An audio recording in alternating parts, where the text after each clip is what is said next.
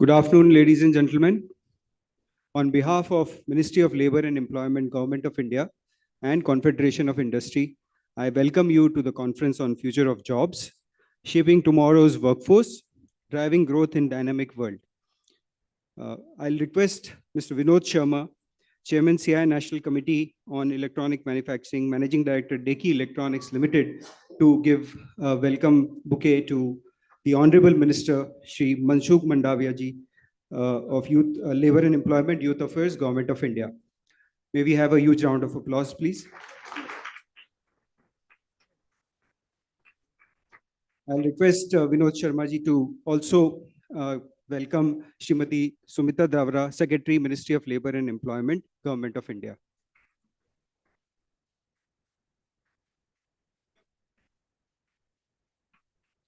I'll request Mr. Shaukat Roy Chaudhary, Executive Director, CII, to welcome Mr. Vinod Sharma.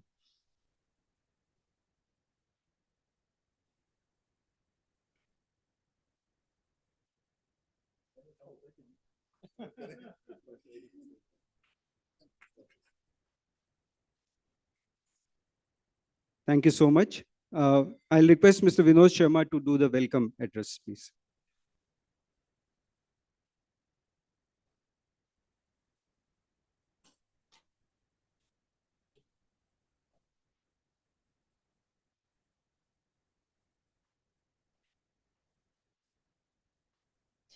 Shri Mansukh Mandaviya जी, हमारे आदरणीय मंत्री, Honorable Minister for Labour and Employment and Youth Affairs and Sports in the Government of India, Srimati Sumita Davra ji, Secretary, Ministry of Labour, Employment, and also a very dear friend of CII, if I may add. On behalf of CII, I'd like to welcome each one of you to this conference on the future of jobs. I'd like to welcome Shri Mansukh Mandavia ji, Honorable Minister. Sir, आप का बहुत बहुत स्वागत है इस conference में। आपका यहाँ होना हम सभी के लिए एक प्रेरणा का स्रोत है और हम बहुत सम्मानित हैं आपके प्रेजेंस से आज। You handle two very crucial ministries. Under your guidance, the Ministry of Labour and Employment has been instrumental in addressing critical workforce challenges and increasing employment for our youth. Moreover, the employment-linked incentive scheme that we are all looking forward to with bated breath, in our opinion, will be a landmark step towards boosting job creation, particularly in the MSME sector, which needs it the most, and will definitely drive industry growth. Similarly, your leadership in the Ministry of Youth Affairs and Sports has been transformative in harnessing the potential of our youth. I'm also pleased to extend a very warm welcome to Madam Davra ji, our Secretary. As we go ahead, there is a paramount need, you will all agree, to focus on aligning skills with the emerging industry needs. Our needs are dynamic, industry is dynamic, and hence the need for these skills are also dynamic. We need to foster global collaborations, craft strategies that ensure sustainable growth, resilience, and competitiveness in this quickly changing landscape. The past year has been definitely transformative for India's talent ecosystem. The government has showcased its commitment towards employment and skill development by announcing path-breaking schemes like we see now, the ELI, the Employment Linked Incentive Scheme, upgradation of 1,000 industrial training institutes, and the Prime Minister Internship Scheme. Honorable Minister, industry acknowledges the efforts of the government, recognizing their role in creating a skilled and productive talent pool. I'd like to highlight that we highly appreciate your visit to the CII Model Career Center in Gurugram. Not only explore the model firsthand, but also engage with the youth there and understand how industry is playing a pivotal role to bridge youth to employment. Honorable Minister, I have 3 key recommendations for your consideration. First, CII proposes to have an integrated national employment policy, which would subsume under its ambit the slew of employment generating schemes currently in the works by various ministries and states. The government may also set up a task force on future of jobs composed of industry leaders, senior government officials, and academia. This task force, we hope, will work on identifying the challenges along with the solutions to prepare the industry, government, and the workforce for tomorrow. CII will work closely with your ministry. Creation of a dynamic universal labor management information system, a ULMIS, under National Career Service as one single source or a platform or a repository for job matching, market analysis, forecasting of employment trends, and skill development, aiding both job seekers and employers. Honorable Mantri ji, आज की conference industry ready talent pool बनाने में एक महत्वपूर्ण कदम है ये हमारी जो आज कॉन्फ्रेंस है. Building on CII's commitment to shaping India for the future of jobs, we are joined by industry leaders from diverse sectors who will share insights into the evolving world of work. Their presentations will provide an overview of sectoral growth, workforce dynamics, and policy recommendations drawn from industry discussions. As we look ahead, the goal of shaping tomorrow's workforce goes beyond economic growth. It's about creating a society where every individual has the potential to reach their full potential. मैं आपको विश्वास दिलाता हूं कि CII government और ministry of labour and employment के साथ मिलकर इस दिशा में काम करेगी. आपका बहुत बहुत शुक्रिया.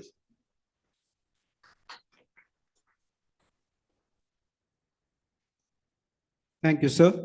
May I request Srimati Sumita Davra, Secretary, Ministry of Labour and Employment, Government of India, to do the context setting.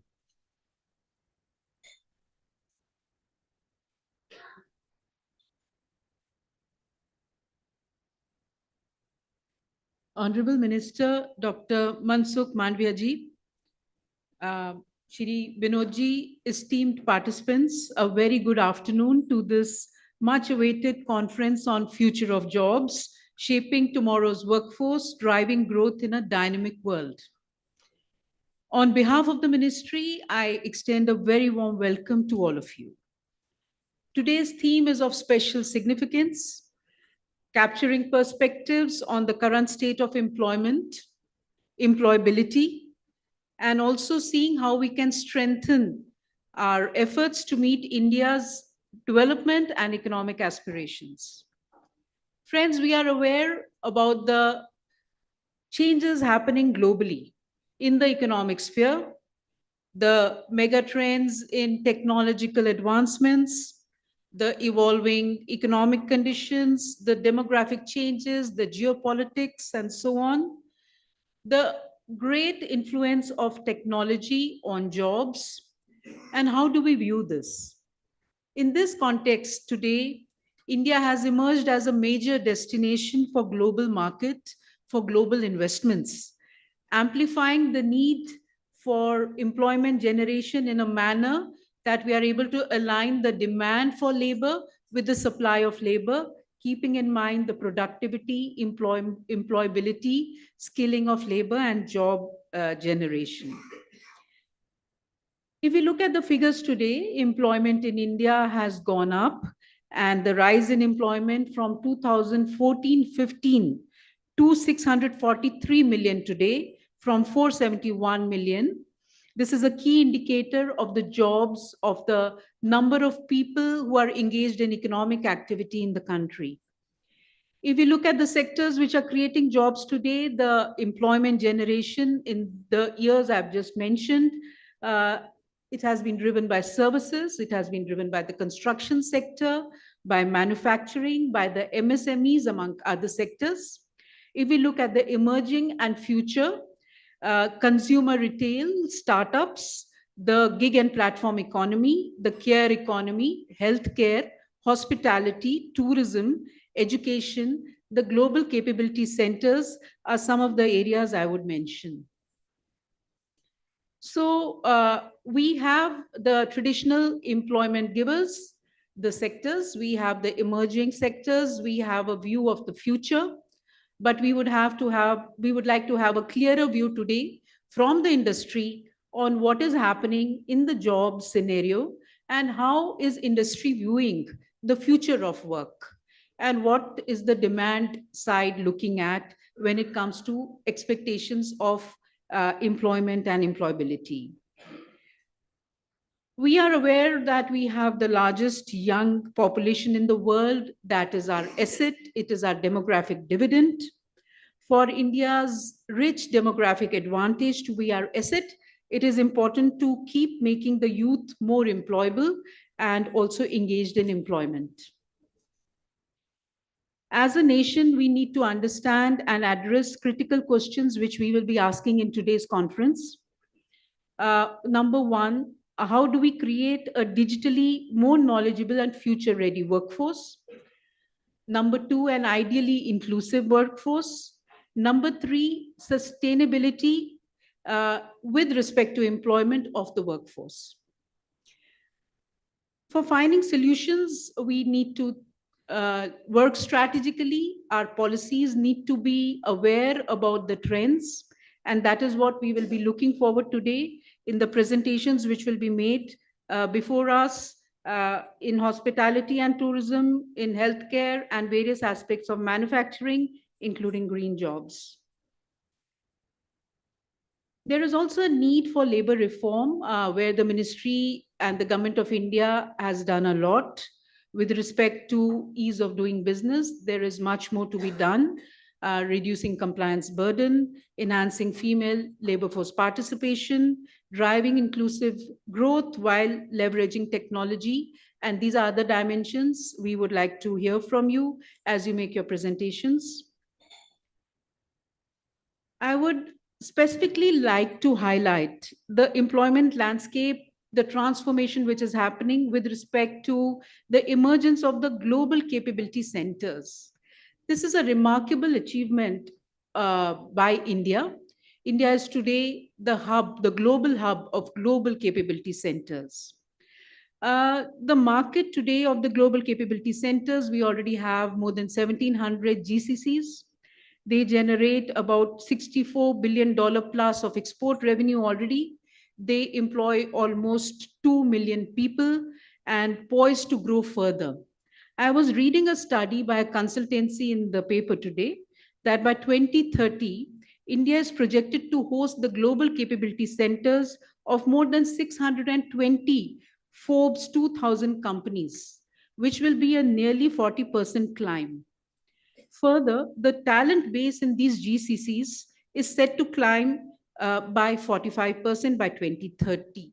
So imagine the employment creation that is poised to happen in the GCCs alone, not to mention the other sectors I already made a note of. In these GCCs, we see emerging technologies such as artificial intelligence, data analytics, automation through the robotics process, digital commerce, cybersecurity, emerging technologies such as blockchains, augmented and virtual reality, Internet of Things, etc.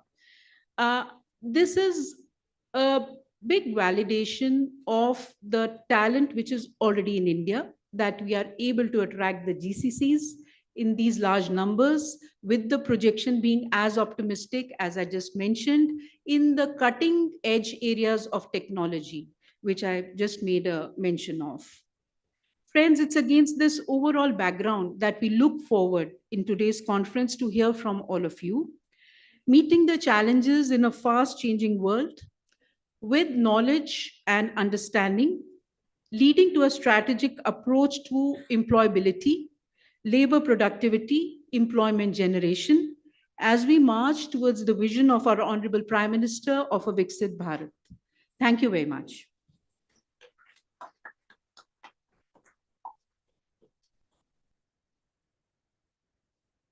Thank you, ma'am, for setting the context for today's conference. We will now be beginning our sectoral presentations. May I request dignitaries on the dais to join us, the audience, and may we have a huge round of applause for all the dignitaries on the dais. And the Honorable Minister will be sharing his remarks after the sectoral presentations.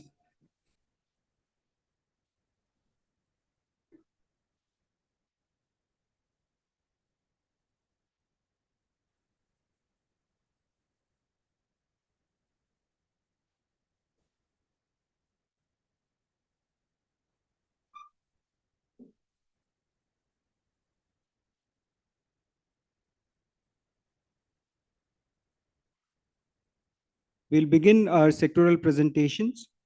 For the first presentation, Mr.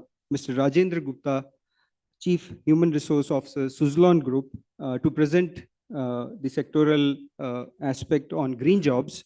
And may I have the presentation live?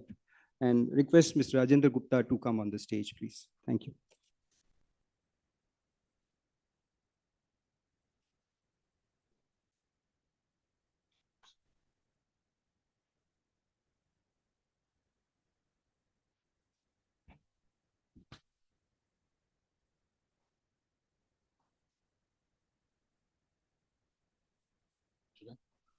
So, good afternoon, everybody. I want to, at the outset, thank CII for extending this, invite to us.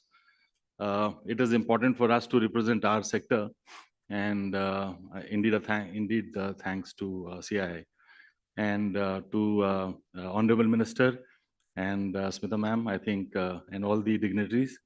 Hearty wishes for the conference, and I'm hopeful that we tend to take away some meaningful outcomes for this. I want to cover the green jobs perspectives, and largely I'll focus around more on the areas of wind because that's the domain that we represent as Suzlon. I don't know whether you are aware of some of these data points that this slide has, but the real takeaway from this slide is that from 2025 to 2030, there would be additional 500 gigawatt of non-fossil fuel, 500 gigawatt of non-fossil fuel energy mix that we would see in 2030, which typically means that from the current capacities that the renewable energy has, solar will actually multiply 3 times, wind will multiply almost about 2 times, and hydro will multiply almost about 1.5 times. So that's the kind of growth that we would tend to see in the energy mix by 2030. So by 2030, 50% of the energy mix will come from the renewable side. So there's a great deal of inputs that these 3 sectors can bring about in the energy mix in the coming years to come. Now, the other thing that I would wish to highlight or reiterate is that we as stakeholders, in whatever forum that we are representing ourselves, we need to provide leadership to this initiative, and we need to empathize with the cause of renewable, because obviously the climate change is one of the biggest agenda that the government has. And I think we need to communicate as much as possible so that the traction of these implementations of renewable initiatives take shape and the delivery implementations happen on time and within the timelines that the government has specified. Now, what we see is that while there is the key demand drivers, strong domestic demand outlook that is there, at the same time there's a demand drivers that are also available. Now, what we see is that the India's GDP growth, which we foresee to be about $5 trillion by about 2030, would enhance the urbanization that is likely to happen. It will also bring a lot of data centers in India, and that's the biggest uptake that we are seeing that's going to happen. And the adoption of electric vehicles, all of this will actually spur the demand for electric for the energy, and therefore that mix and the the uptake on the energy would definitely be be one of the areas which we need to focus upon. Now, also that CAGR of energy growth so far has been roughly about 5%, but over the next couple of years, we'll see that uptake to go up to almost about 7%. Capacity additions of wind itself, we are likely to see about 122 gigawatt by 2030, 31, 32 in that phase. At the same time, the European Union's, Commission's export policies are also pushing the CNI, the corporates and institutions, to ensure that there is the renewable inputs that happens in their product manufacturing. So these are all the areas which are actually ensuring that the drive for the renewable will actually have stronger demand in times to come. At the same time, today on the wind side, our total implementation of gigawatt would roughly be about 47 gigawatt. But as we see the potential that exists even for wind energy, that's about 1,164 gigawatt. And that's a huge opportunity that we have. We need to tap into those opportunities. LCOE, which is a levelized cost of energy, which basically means that the fuel, the energy cost from a fossil input to a non-fossil input, both whether it is solar or wind, they give you a very economical value of energy cost, and therefore it is going to have a real uptick, because we believe that the cost effectiveness that the renewable energy gives is far more important as well. The other areas which we see is that green hydrogen initiatives, which are likely to ensure that another 125 gigawatt of energy intake will happen. So from all areas of whether the key demand drivers or the domestic demand which is there available, we anticipate that the schemes are favorable for the renewable energies to take a hockey stick growth in times to come. What we see is that so far the capacity implemented is about 47 gigawatt of wind, and there's 36 gigawatt of wind pipeline which is already there in the commissioning stages, and we believe that by 2030 we'll hit 100 gigawatt of wind installations. 83 gigawatt is already having a very high visibility at this stage, but 100 gigawatt is the target that we have by 2030. Now, there are three broad pillars which would be the key drivers of renewable from a wind perspective. One is onshore, the other is offshore, and third is that the capacities of manufacturing that the country already has. Very marginal portion of that is being utilized. So we can leverage these capacities for exports as well. So supply chain for exports, we could leverage these capacities. 16 gigawatt capacities we already have, and I believe that we are currently utilizing roughly about 8 to 9 gigawatt completely, both put together in terms of exports as well as the internal India usage. Now, what does it have, from an employment perspective, what does it mean for us? The total current employment, that direct current employment that wind generates is about 150,000 direct employment. And with the new capacity that will come into effect, we will be able to add roughly about 120,000 more jobs. With each job, direct job that we create, there's a multiplier of 4 or 10 in that range that will ensure that there are a lot of indirect employment also gets created. So overall, in this space of wind itself, we would see, in direct or indirect employment, total reaching about 10 lakh minimum by 2030. So that's the kind of uptake that this domain can give in terms of the employment opportunities. We see that minimum 10%, 9 to 10% is the range in which the growth on the employment will happen in this space. So what does it mean?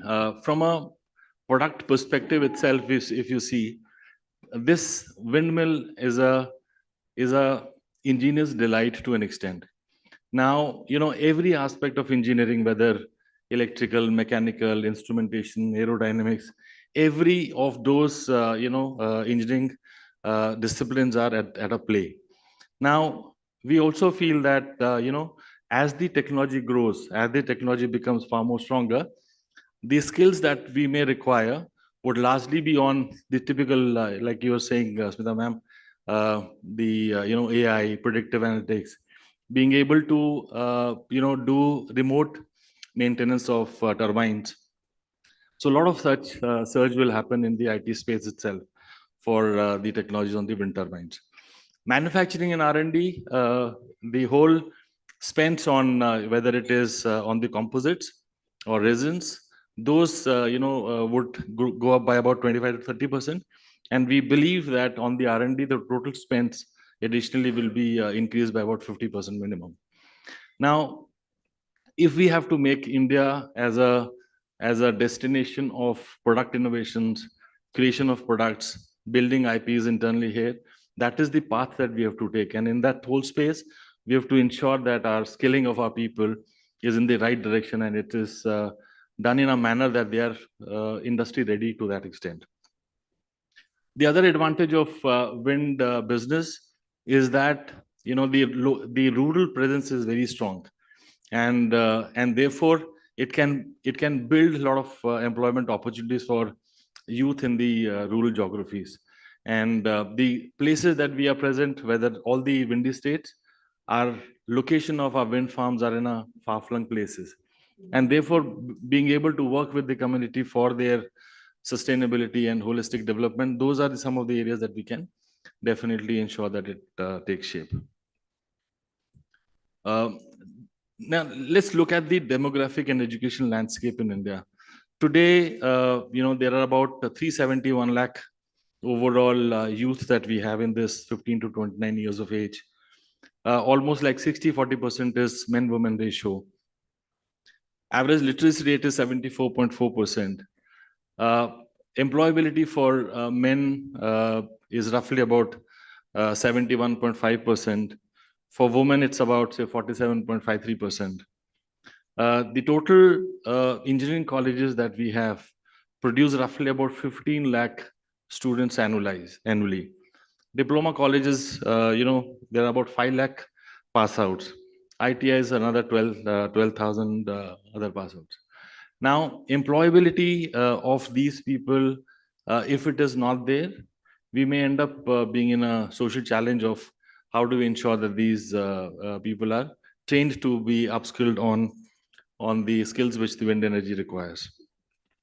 Now, if you look at the engineering college fact that whether it is the families, we have always pushed kids to do engineering as a base qualification, but this also creates a lot of challenge for all of us. If you look at the employability rate amongst the graduates, it's about 55%. Industry standard meeting rate is just about 45%.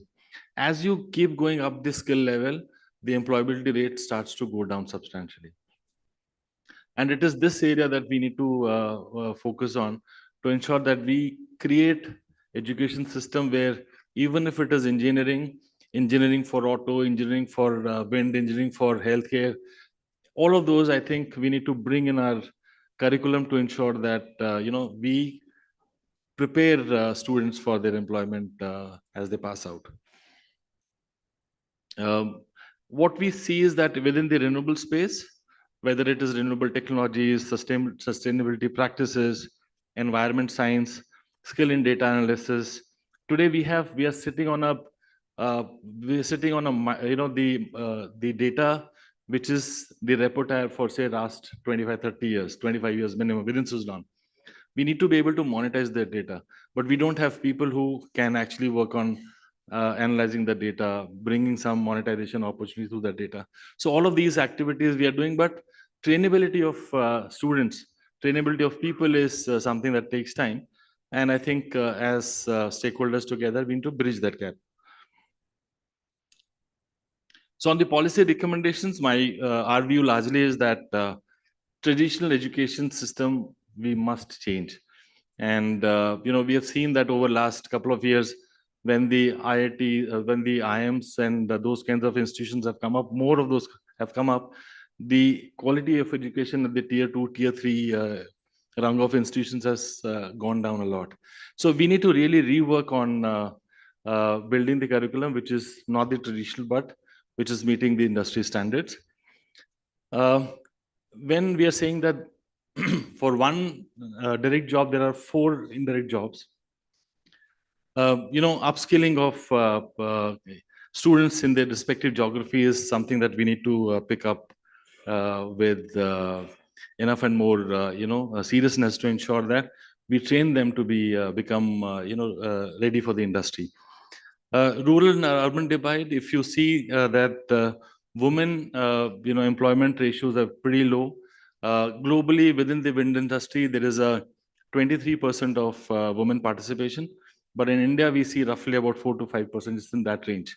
So we need to do a lot of women education, ensure that they sustain their education till a level so that we are able to train them and make them self-sustainable.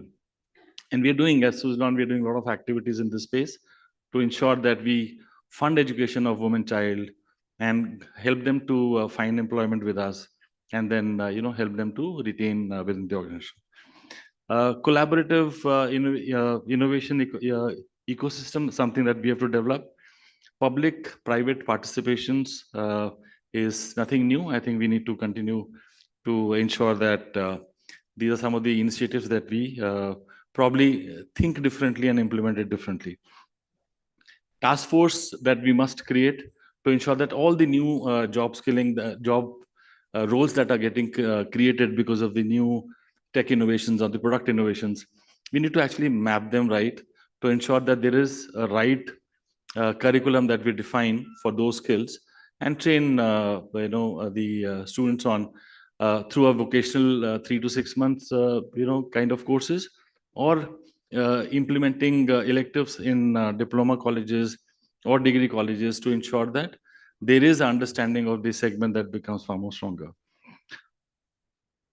So this is all about the wind segment that we wanted to capture. We feel that going forward, there is enough and more potential that we have.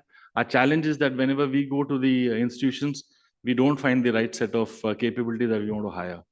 And it is this gap that, collectively that, as stakeholders, we may be able to bridge over a period of time. So that's about it from my side. Thank you very much for the invite and the chance given. Thank you very much. Thank you, sir. We are open for some questions if you want on this specific sector from the audience, industry or government. He's here, and then we'll start the next presentation. If anyone has any questions on the presentation, please raise hands. We'll bring the mic to you and you can ask the question. Yeah, please go ahead.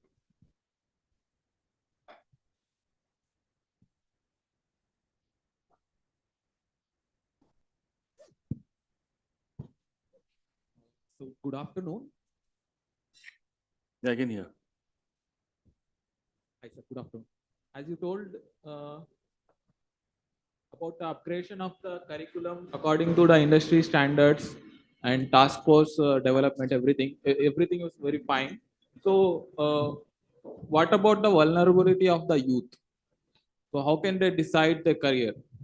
So in that perspective, anything we can add into your thing, then it will be. So what I'm understanding, you say that how do we ensure that students who want to pursue this wind or the other, how do they decide? Is that your question? Because they are in vulnerable stage, so they can't able to decide which is their right. Sure. So like when I'm saying that in the BTech colleges or engineering colleges, if you have to implement electives in the last year, now if electives are there, it is a choice of the student if they want to really build. Now, what we also at the industry side we need to do is to ensure that our leadership actually goes to colleges. They make the students aware of what are the pluses of the sector, how can they build their career within wind as a segment or solar as a segment.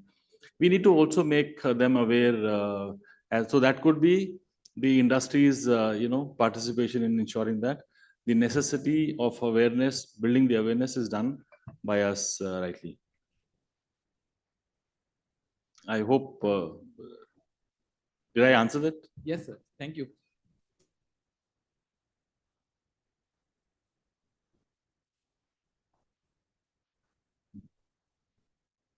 Hello, sir. Yeah, please. I'm Dr. Shyam from RBMI College, Greater Noida. Sir, I want to ask, do you have any plan for the students and colleges from Suzlon side? So we are already working with a lot of institutions. So whether it is IIT Roorkee or some other institution where we are actually present in the wind pockets where we are present. We actually work along with the diploma colleges, engineering colleges in those geographies to make them aware, make them ready for employment with us. What we do is we actually reach out to them. We bring them to our workplaces. They see the environment that is there. They feel belong to that kind of environment, and then we get into the hiring mode. So then there are assessment that we do, etc. So those are the things that we currently do in the geographies. We are there, but the quality of institution in those geographies may not be one of the best. So I think, how do we reach out to more engineering colleges? How do we ensure that the necessary awareness is built up in more of such institutions? I think that's something is what is necessary. I think for that we have to build a task force for that. In that case, government and you also can help. Correct. Thank you. Done. Thank you very much and all the best. Thank you, Mr. Mehta. We'll start the next sectoral presentation. Mr. Vinod Sharma, Chairman, CII National Committee on Electronic Manufacturing, Managing Director, Deki Electronics, to give sectoral presentation on manufacturing. Thank you. So manufacturing sector, sir, has been the pillar of job creation for a long time, both unorganized and organized sector. We feel, I come particularly from the electronic sector, and a little bit of my presentation will also talk about that, sir. But two key points before we go there, sir. One, that manufacturing is the one that has delivered multiple GDP growth across economies. So if you look at 40, 50 years ago, Japan did that. Then we saw Korea doing that, Taiwan, and now mainland China. And then we see similar progress in employment actually happening in Vietnam, for example, in our neighborhood. But one thing that we have to pay attention to is this, ये जो हमने पूरा make in India का सपना बनाया है, वो उस लेबर के कंधे पे बनाया हुआ है. I have a factory, I run a factory of 700 people very close by in Noida. So Noida is now more than 40 years old as an industrial development authority. वहाँ पर me as a owner, all my managers, directors, everybody has got nice houses. But जो workers हैं, even after working for 30, 40 years, because the land prices have gone up, whatever the reasons are, they are unable to find any housing in that area. It is actually out of this thing. In fact, many years ago, I wrote a piece called Six Sigma and the Slum Dwellers. हमारी जैसी factories में हम 6 sigma की बात करते हैं 8 घंटे, वो बाकी 16 घंटे हमने ट्रैक किया अपने कुछ वर्कर्स को. वहाँ एक बहुत बड़ा स्लम है कॉल्ड खोड़ा गांव, तो वो उसमें रहते हैं, and they are at the mercy of those landlords who keep increasing the salary. Sewage ठीक नहीं है, इलेक्ट्रिसिटी की प्रॉब्लम है, गर्मियों में उनका मस्कीटोज का इशू है. सो आपकी यूनिवर्सिटी ने जो अभी इनिशिएटिव लिया है सेफ वाला, I think that is a tremendously forward looking, but I would say also timely initiative, where site adjacent factory employees should get some kind of a hostel accommodation. So even if they can't move in with the families, if we can do it, and that's especially if you look at our northern neighbor China, it's a practice. Every factory has their own sort of employee hostels, which give them a nutritious food, give them a decent place to stay, and they stay healthy, and they're able to participate in their entire manufacturing workforce. So that would be one area that I think we'll have to seriously look at. The second, so within each sector that I will talk about, the sub-sectors actually throw up different numbers and different quality of employment that is required. If I borrow also from my own sector, electronics again, you will see that thanks to aapki sarkar ki jo PLI policy of mobile phones, which has been the most successful, and from being a large net importer of mobile phones, we've become an exporter. And I think it's only the beginning. We will see in the next 2-3 years, we'll do even better. So at the assembly level, sir, for 1 crore of turnover, I wouldn't get into investment, because investment's also very different for each one of them. At that level, you will employ about 0.5 or 1 person. But if you go to the EMS level, what we call electronic manufacturing services, the contract manufacturers, Foxcons, Dixons of the world, then that number moves to about 1:1. But if you go into components, something that is not done enough in our country at the moment, but hopefully as we are expecting ELI, we also expect a policy for electronic components through METI that we are very hopeful will soon be announced. And once that comes in, these two policies combined together can be a game changer, Because for every 1 crore of turnover, we are talking about 5 direct employees. And as Mr. Mehta mentioned, then the ratio of direct to indirect, of course, would vary anywhere between 1:2 to 1:4 in our case. So the number of people that can be employed by these sectors can be humongous. But कई बार आंकड़ों में हम रह जाते हैं, because when we say manufacturing का ratio ये है per crore, it is very different for steel or automobile or electronics. And I think some policies specifically tailored to that would be very, very helpful. With that, I'll just walk us through a few numbers that we have here. Yeah. Can we go to the next slide, please? So we know, sir, this sector is a pillar, as I already said, for job creation and for technology development, and as I said, also for increasing the per capita GDP of our country. In 2024, we have seen that the first quarter of this financial year, we had seen an industrial production growth of about 4.2%. We all know that we can do much better than that as we move on, especially because a lot of our policies for production and manufacturing are coming together. We are, sir, under the Honorable Prime Minister's leadership, we are all today beginning to talk about this figure of $35 trillion economy, which may seem far-fetched, but what we've been able to do in the last 10 years gives us a lot of hope and confidence that this is a figure we can definitely not only achieve, but maybe even surpass. And when we do that, we also have set ourselves a target in 2030 of $1 trillion of exports, of merchandise exports. Within this, sir, you will notice that a lot of increase in investment has happened, and fortunately, about 69% increase that we see, a lot of this has come into the manufacturing sector. Like I said, it's probably because of PLIs and similar schemes in different sectors that we've had. Can we move to the next one? So, of course, it's known that we've been stagnating at about 16-17% of the GDP as manufacturing. And I think we all agree that at least 25% of the GDP coming through manufacturing should be something that we should all aim at. And manufacturing is not just important for the turnover or the numbers it brings in, but also the value addition that we do. And this is, again, something that we'll have to understand, especially if I talk about the electronic sector. We have to integrate into these global value chains. So while there would be a lot of reasons for us to restrict some investment, there might be security reasons, surveillance reasons, but I think a national strategy on who we need to align with, which part of the global value chain can we aim to. We often use this wrongly, in my opinion, saying shift the global value chain. I don't think global value chains shift, but we can get integrated into them and decide which part of it is the role that we are going to play. The pinwheel there, pie chart, gives us a sectoral composition of where this FDI has been. And you will see, of course, services still gets the maximum. But next to that, electronics and IT hardware, as we call it, telecom, and then followed by trading, automobile, construction, and then drugs and pharma.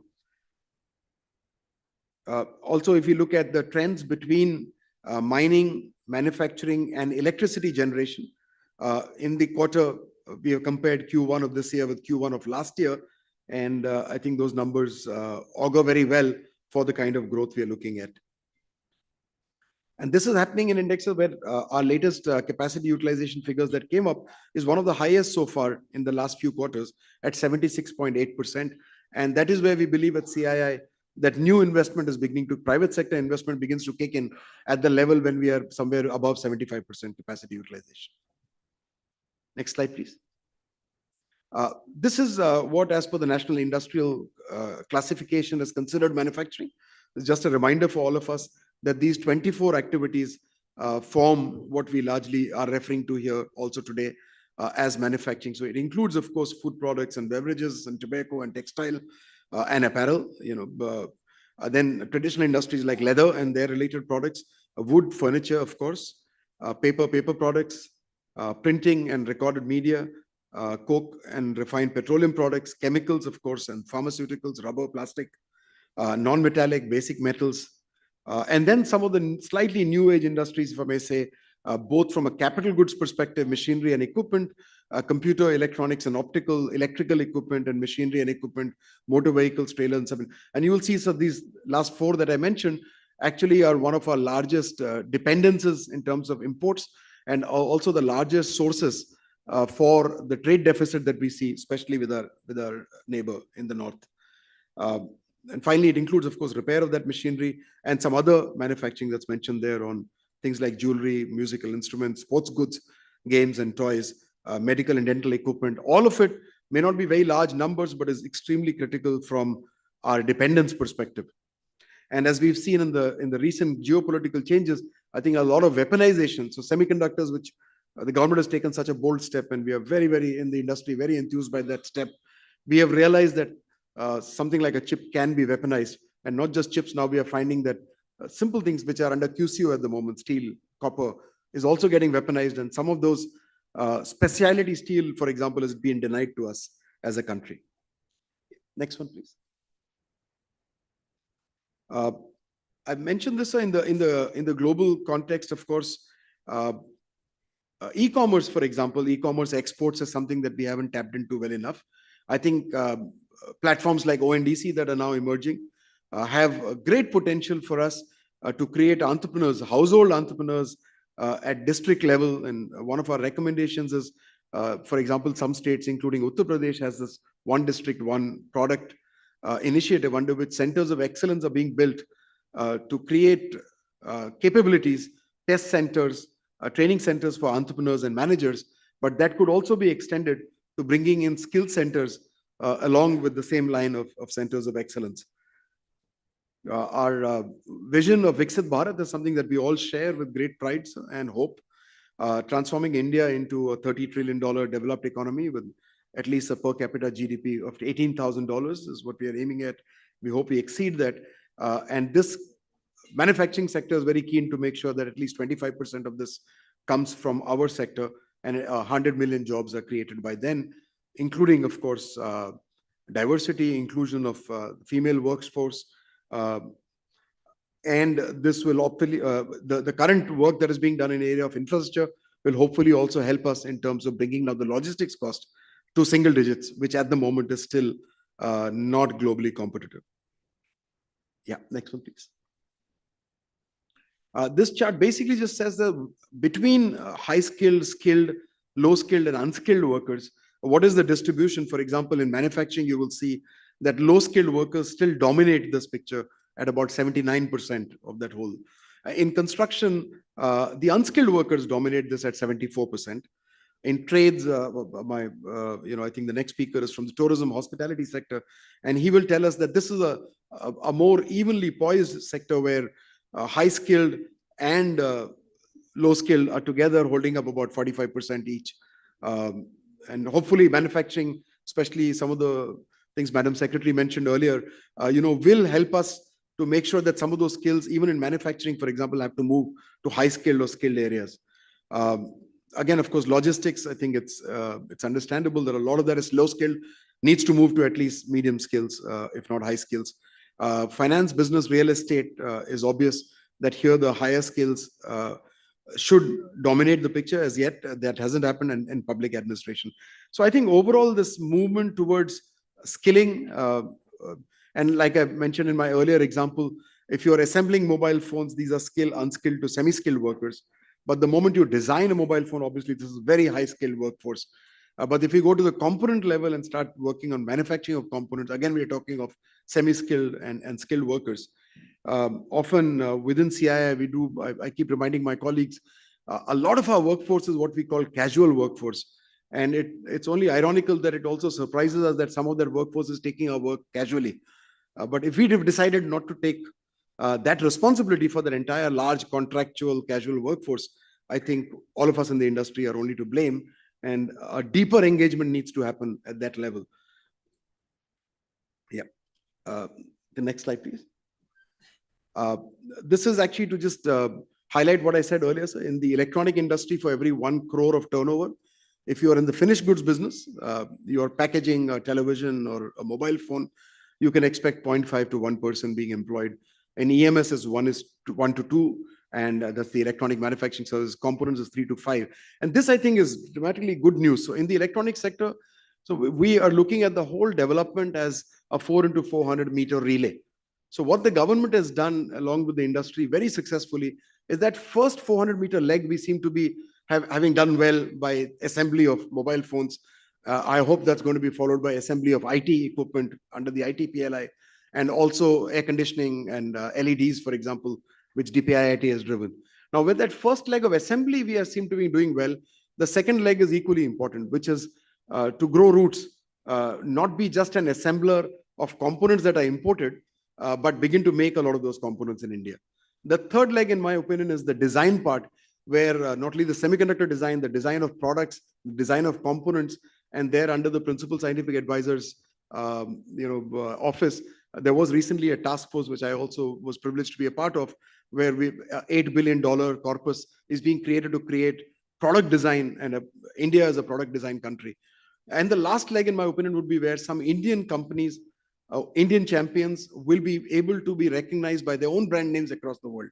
Japan today has their Sonys and Panasonics and Matsushitas and Toyotas, as does Korea and China. But Indian brands, only in two-wheeler segment, we've been able to make that, and a little bit now in four-wheelers.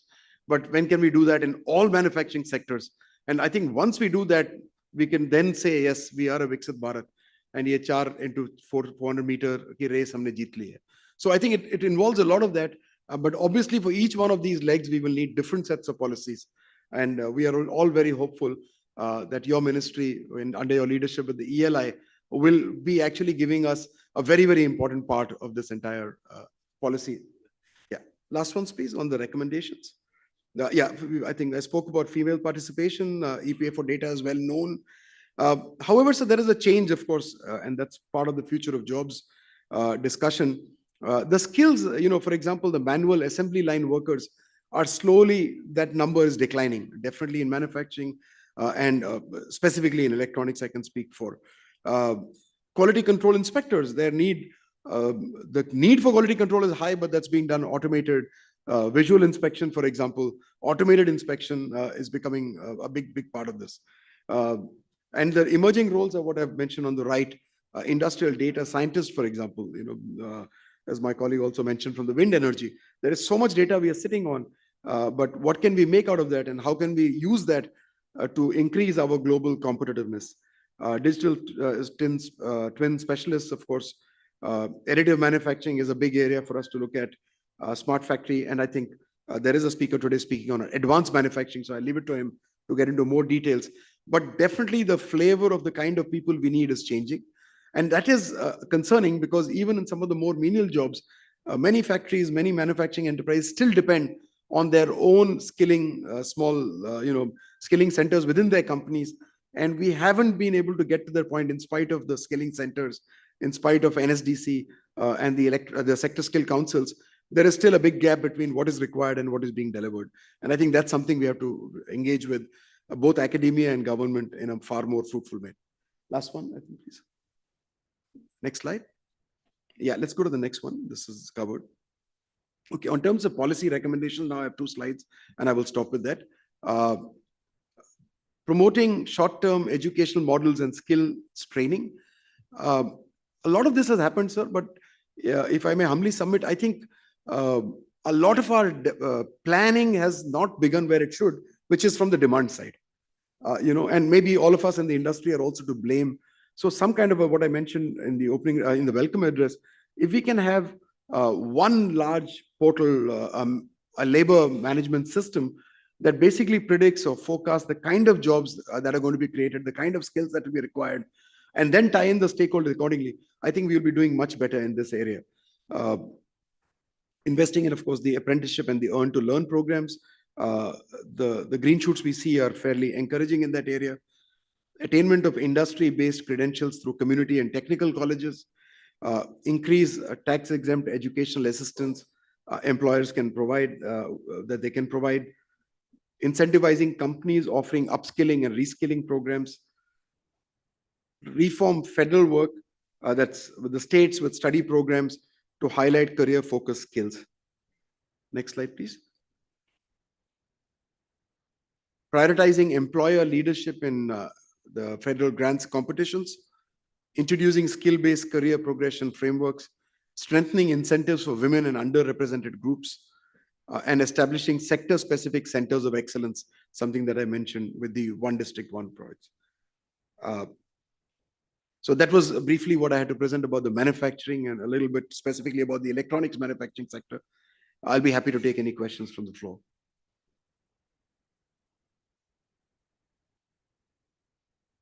Yes, sir. Yeah, just pass the mic there in the center. Thank you. Thank you so much for that presentation, Mr. Sharma. Is there a view on the capacity expansion as you look at this progressing forward? Because you talked about how a crore translates into the number of people who get employment, right? But what do you see going forward? Because the declining jobs that you've listed, and as you rightly said, that's a larger chunk of people who get employed in that area. And the emerging jobs are all specialized roles, because I was reading through the list. Right. And that won't be as large as that, the declining job portion. So I also foresee that there'll be a larger unemployment going forward of people than versus the employment that gets done. But your view on how the expansion or the capacity expansion that will happen in the manufacturing space? Thank you. Yeah, no, it's a good question and a very appropriate concern. But I think in the way we put it on that slide, I didn't do justice in the sense that while the skill sets that are mentioned there is the largest number, which will decline. But let's take the example of the electronic sector that I know a little bit about. You know, we are today, this year, we will close at about $110 billion of manufacturing in India. Now, this is a long way from when this government took over. We were languishing at about $18 billion. So we've come to $100 billion of manufacturing and tells us that we are doing something right. The number for 2030 is $500 billion. And closer by at 26, we're looking at a $300 billion thing. So if we look at even a 3 times or a 5x growth in these number of years, within this $500 billion, you'll be happy to know that we have a target of, in fact, of $180 billion of exports. Of which, again, if I break it down into components, for example, this $300 billion target has $120 billion of exports. We are only at about $18 billion today of components. So either we import another $100 billion of components every year and more, which is equivalent to close to our petroleum imports. So obviously that's not a choice. And not, these are not easy businesses. And I said, we will have to make some tough choices like, even allowing joint ventures with companies from countries that we may not be very friendly with, because they seem to occupy that space. But once we swallow that tough pill, I think, and that's why I showed that chart about 5x. So you can imagine if we are going to add $100 billion of components, and with that you are adding the number 5x, 5 per crore, that's a very large number. Not all of that will remain 5, as you rightly point out, because some of this will get automated. Some of these are dark factories. There are multi-layer ceramic chip capacitors being made in Japan in completely dark factories because there are no human beings. It's robots that are doing this, and they work 24/7. They don't have to stare at anybody's wives, so they can't afford to do that. But I think what is very interesting for this conference is the number, the quality, and the type of skills is all changing. So I think we need to really keep our eyes on the ball and put our heads together to make sure that this has a good landing. Just one more question, if there is. Yes, ma'am.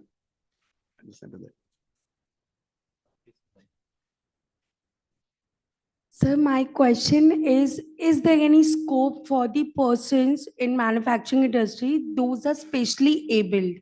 Those are specially? Abled. Yeah, sure. Yes, there always is. And within CII, we've done a lot of work on that. I can give you some anecdotal evidence about some areas where we found, for example, a factory like mine, I can tell you, we have some people who are hearing impaired. And that's because there are some areas which are genuinely noisy. The machines there, the robots that work there are noisy. And these are areas that we've sort of been able to bring them in. But if I look at the numbers, we are still, I think, as an industry average, I'd be happy if we are anywhere between 1% and 2% at the moment. And I think if that number goes to about 4 to 5%, we will all be very, very happy. So constructing, and I think we all need to come together, whether it's designing of factories, and especially in the electronic manufacturing sector, some of these people have done fantastic jobs where they are sort of designed in such a way that the access is easy or is accessible to all. Safety norms can be followed. And fortunately, a lot of this industry assembly, if you see, is also not hazardous. So, from a pollution perspective, from a working environment perspective, these are genuinely safer places by design. So yes, there is some happening, but lots more needs to happen for sure. But this is only a one, if I'm talking about, this is only a one disability. And as per the governments, we have at least 21 disabilities which are True. in the India. Absolutely. We No, get you're absolutely recognized. right. Yeah, I think there's a lot of hope in digitization, for example, as we go there, where, in my opinion, things could change. But like I did mention in the passing in one of the recommendations, I think at the moment there need to be some triggers, and those could be incentivization, for example, or it could be a part of our ESG reporting, where a corporate wants to look good because it's done this rightly and because it is the most reasonable and fair thing to do. So I think that movement has started, but definitely we are very, very far from where we'd like to see ourselves. Thank you very much. Thank you, Mr. Sharma. We'll move to the next sectoral presentation on hospitality and tourism. We have Mr. Ajay Datta, Vice President HR, Indian Hotels Company Limited. Mr. Chachwal is on his way and he'll join in between. Thank you.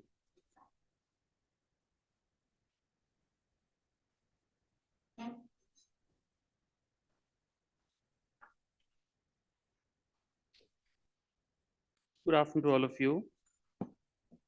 First of all, thank you, CII, and the Government of India representatives for allowing us to make our presentation on the sector, which is hospitality and tourism.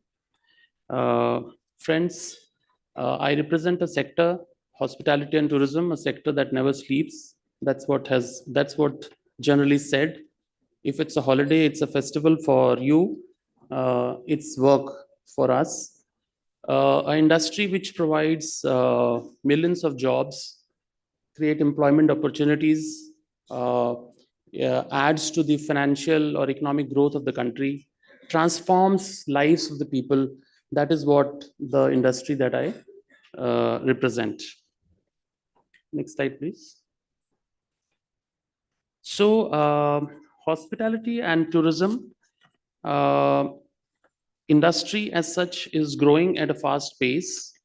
There was a time that it had seen the lowest low during the pandemic, but immediately after pandemic, the industry is back on its wheels and is showing 1x, 2x, 3x, and is projected or expected to grow by 3x, 4x, and 5x growth also in the times to come.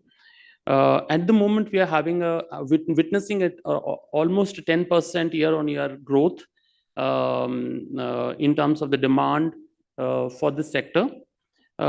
States like Goa, like Himachal, like Kerala are the states which are leading in terms of contributing to the GDP, which is coming from the hospitality and tourism sector.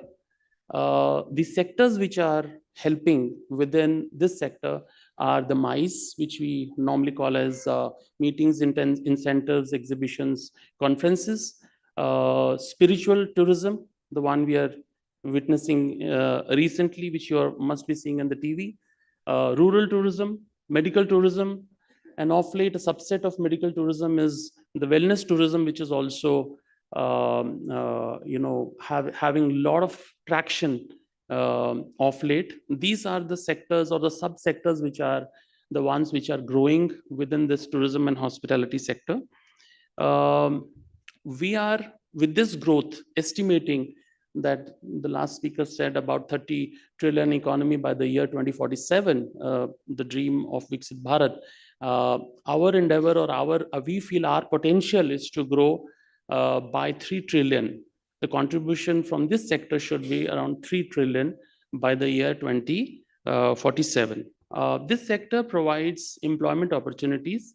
Not all are direct employment meaning tourism and hospitality employment, but also indirect employment. And following a sort of a 70-30 principle, the indirect employment is coming from consultants, from suppliers, from vendors, and those kind of stakeholders.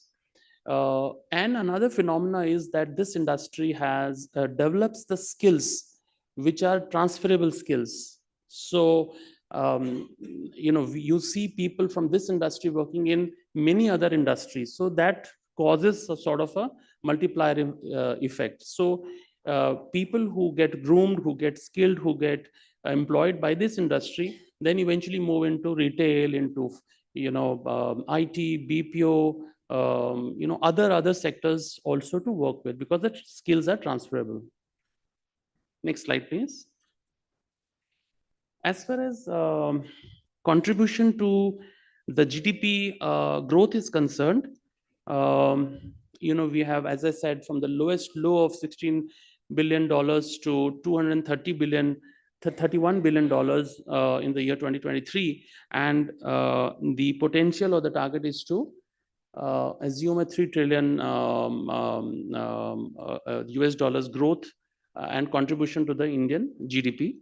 And so is the employment. So already there is a sizable number of 42 million jobs which are created in this sector in indirect format, and which is expected to grow to some 62 million jobs. And again, the real potential of the target is to grow up to 100 million jobs by the year 2047. Next slide, please.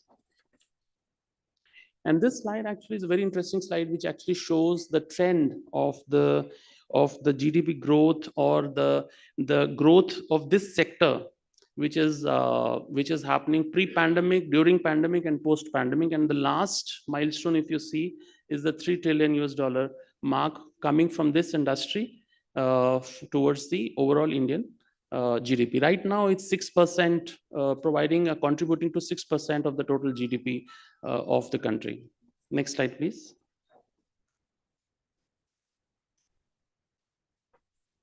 Now coming on the workforce dynamics, or the workforce landscape. So as I said, from 42 million to 62 million to 100 million, that's what the journey of jobs is going to be coming from this sector. Of course, the demographics as well as the age profile of the workforce is also going to change. So, from baby boomers to Gen X to Gen Z to millennials, to now we're talking about Gen Alpha and Gen Beta very soon going to start joining the industry. The average age also is going to change, as you see on the bottom of the slide, from 28 years to 31 years to 37 years, as the progression towards 2047 will happen. So all these aspects also have to be kept in mind while, from a people function perspective, we decide how to recruit, where to hire, and what kind of profile that we will have within our industry, and how do we engage, train, retain them within the industry. I've already talked about 70-30 principle of how we create direct and indirect employment. Another interesting aspect that needs to be highlighted is that this particular industry is preferred by the female workforce. This industry is more favorable for employing or providing employment to the female workforce. We feel that, as per one survey, that by 2034, if there will be 1.5 additional million jobs which will be created, which will be occupied by the female workforce alone. However, having said that, one data and the other aspect also is that there is an opportunity area, while there is a sizable growth and presence of female workforce in this industry, yet the senior leadership role, women going into the senior leadership roles or high worth roles, is still a evolving scenario. So that is one point which the industry is in the thought process, is working, is supporting various programs, various initiatives.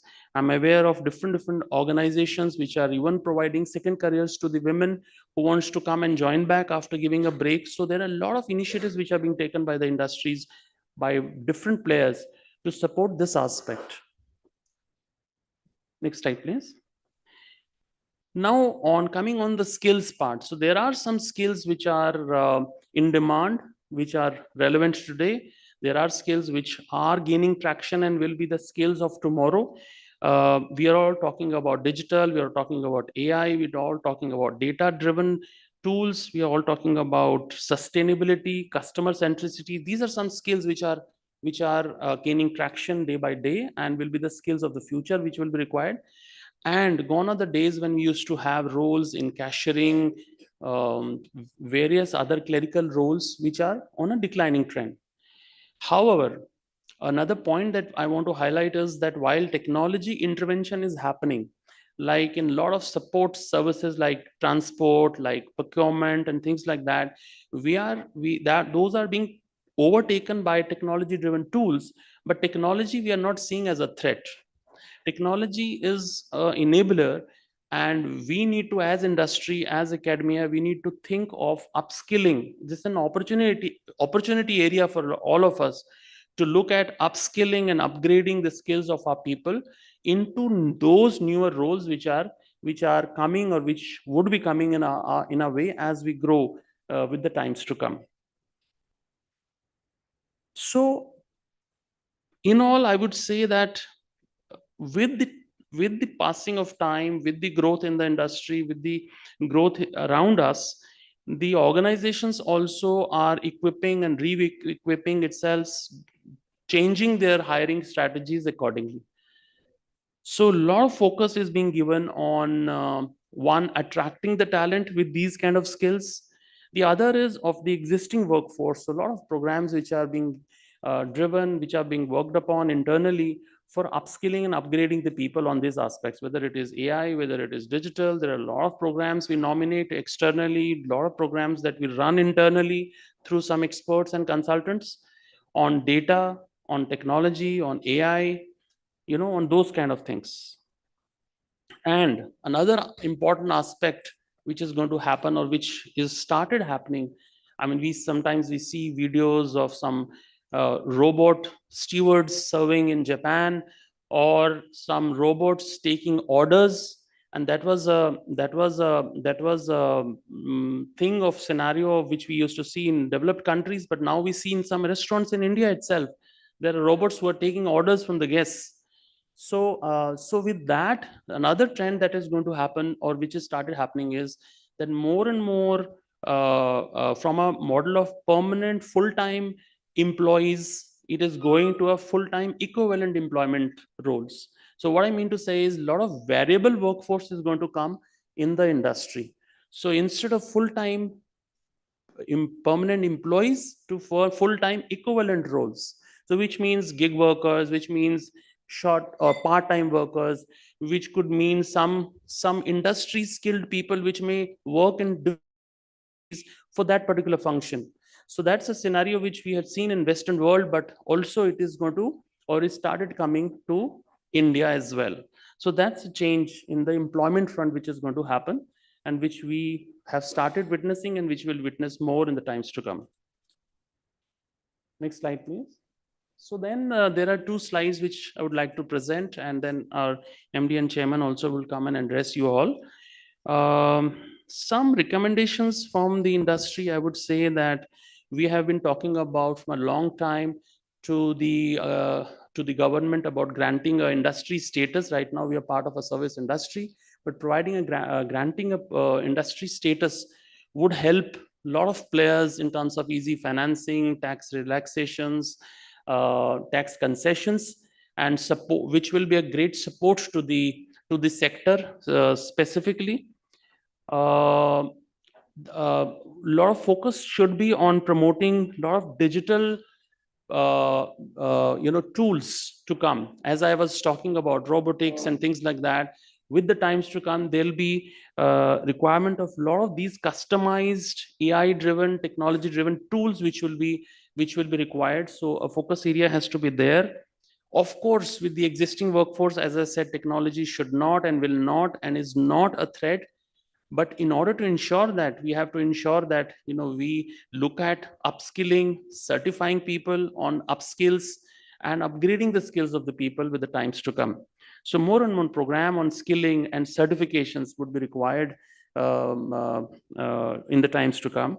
From the government side, subsidizing a lot of eco-friendly tools which are developed. There are a lot of developers. There are a lot of people in the country which are into this field and would like to contribute a lot. And if there is a subsidy which is provided to these kind of eco-friendly tools, that will also be serving dual purpose for the country. Skill programs I've already mentioned, and the last point also I've already mentioned, that more and more focus on not only women workforce, but what I should say is diversity and inclusion. And a lot of work has already started. You may be visiting a lot of hotels where there are roles which are now being identified as being to be done by differently abled people. Roles which may not require a person to speak, but he can see, visualize, and then act. There is braille orientation induction being worked out for these kind of differently abled people. And this industry is an industry which can actually support diversity and inclusion to a great and large extent, because we are not a factory. Not all areas in our hotels or restaurants or this sector are high energy and high risk. So this is an industry which can actually accommodate, and that actually would contribute to the wholesome development of the country, whether it is diversity or whether it is inclusion. The last slide, please. Yes, so this is a latest trend, and we normally see it's happening in the Western countries, that apart from a focused classroom academic sessions, time has come that focus should be given on creating a lot of gamified tools which also aid into learning of the students. So instead of only textbooks or e-books, now there should be development or focus should be on the tools which also provide learning at the end of it. Because if that is done, then the interest of the people in learning also increases, and also it enhances the level of increasing of learning. And another data or fact that we have observed, especially post-pandemic, is that there is a gradual decline in the enrollment and in the passing out of the hospitality students in the colleges.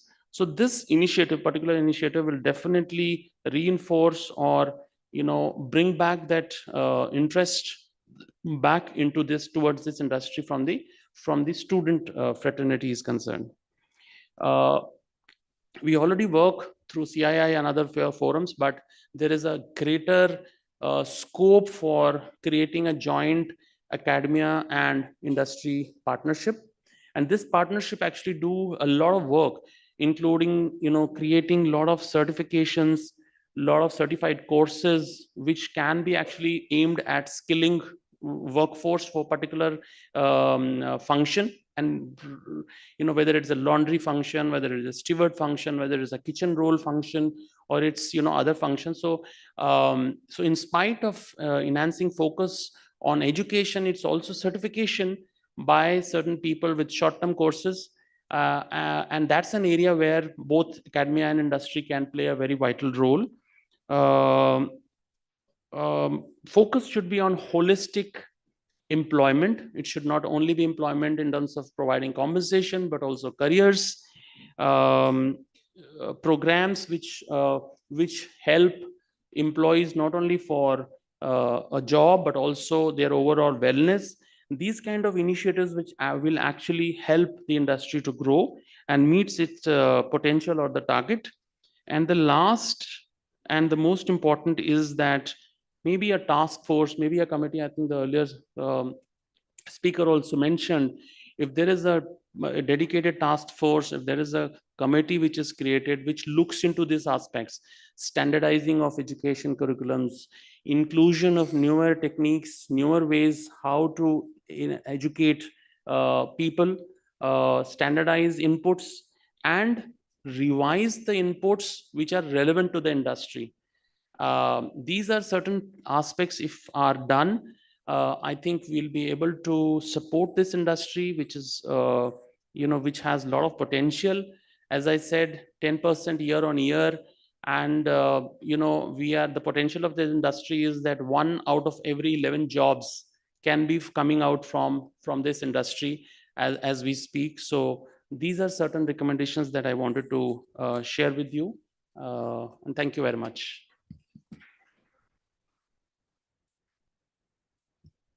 Thank you, sir. This brings to our next sectoral presentation on smart manufacturing. We have Mr. Dilip Sahni, Chairman, CII National Committee on Smart Manufacturing and Managing Director, Rockwell Automation India Limited, joining virtually, and he'll start his presentation. Over to you, sir. Well, thank you so much. And first of all, very good afternoon to everyone present over there, especially greetings to the Honorable Minister. I really appreciate the opportunity to talk to you a bit about the report out, if I can put it that way, from smart manufacturing perspective. I'm joining you all today from Chennai. Sorry, I couldn't be there in person. The reason for that is we are building a factory of our own here in Chennai, a new one. And there were some critical milestones that we had to be present here for. So thanks for pulling up my charts. So really speaking, we can move to the first slide, please. Thank you so much. I want to just begin by providing a short executive summary about what are the goals and the outcomes aligned with the Vision 2047, of Viksit Bharat.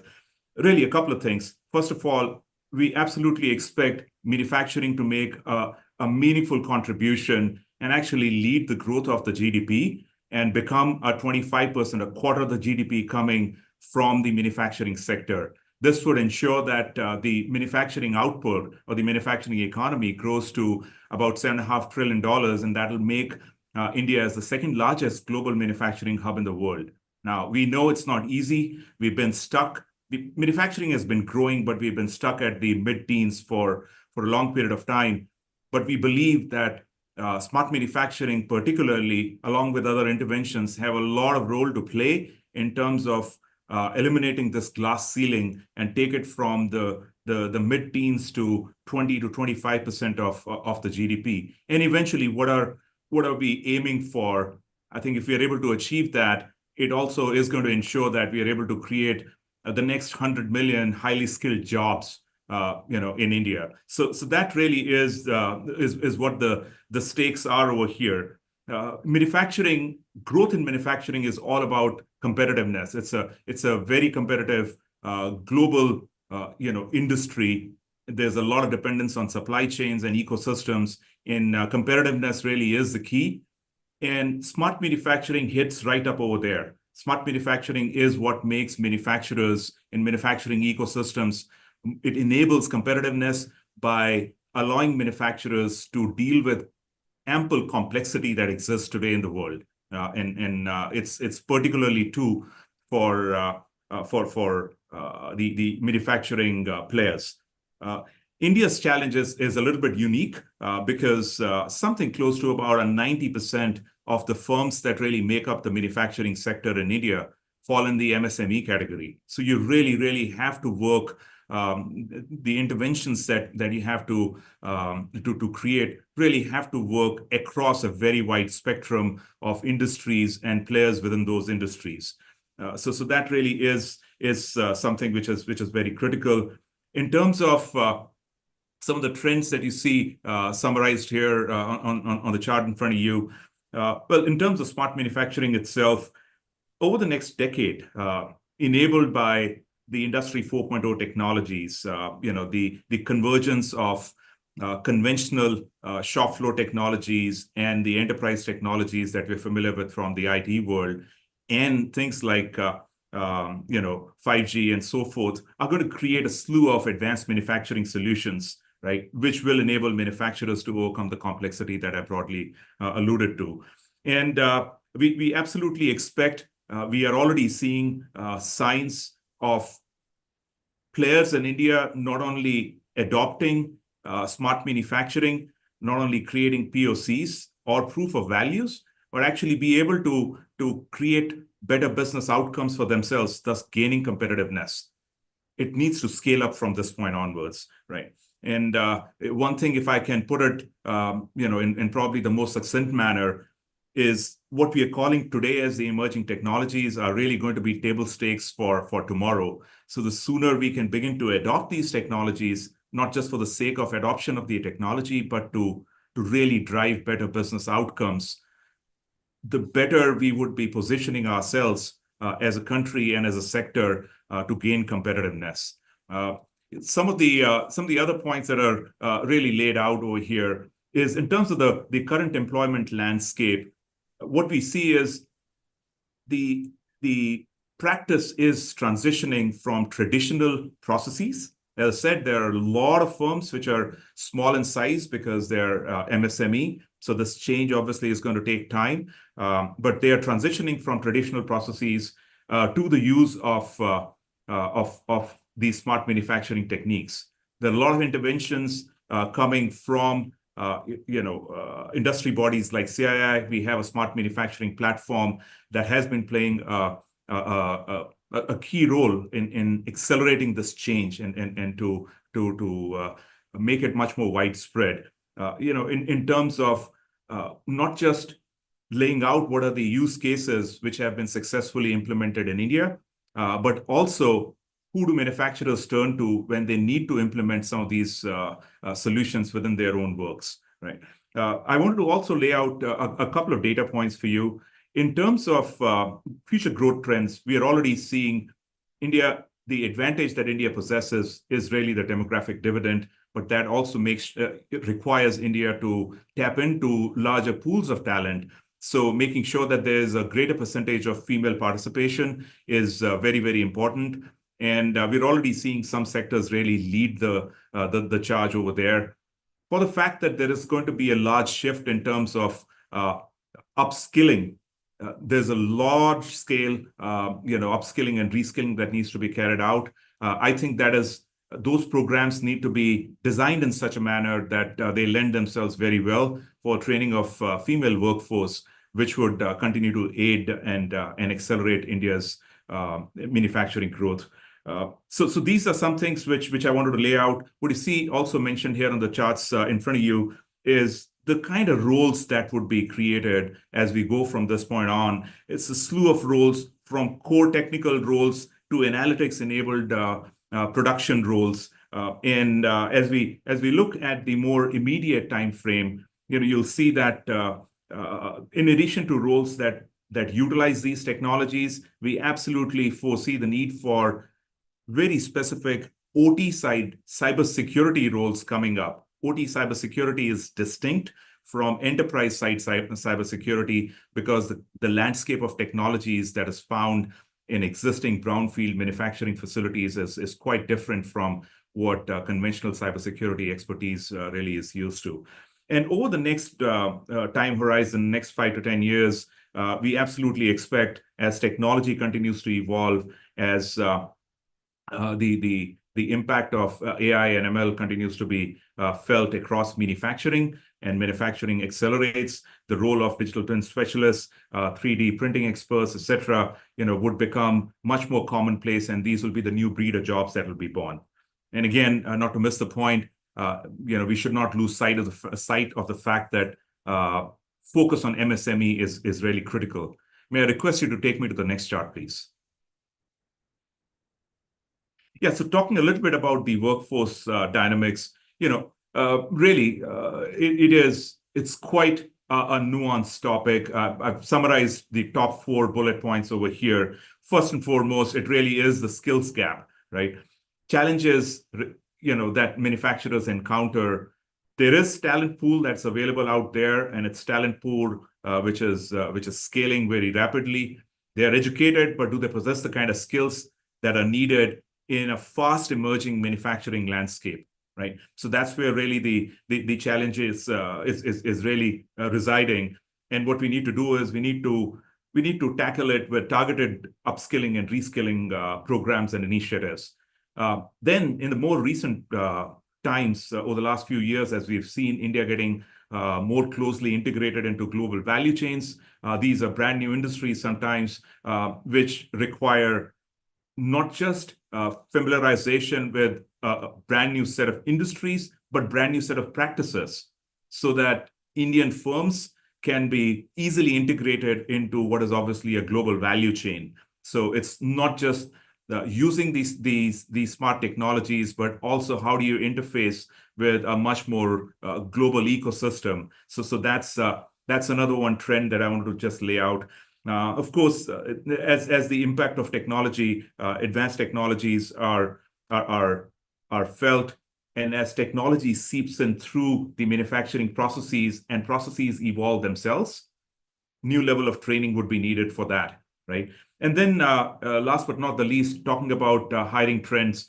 So what we are finding is not just core technical roles that support manufacturing or production, but as production roles become much more analytics oriented, so that there is very active decision support that is available to not just plant managers and line supervisors, but production people working on the cells, etc., right? They got to be adept at being able to use the new power that's made available to them. And that requires, that level of training to be available. You can take me to the next chart, please. So there is a lot of, these challenges are not unique to India.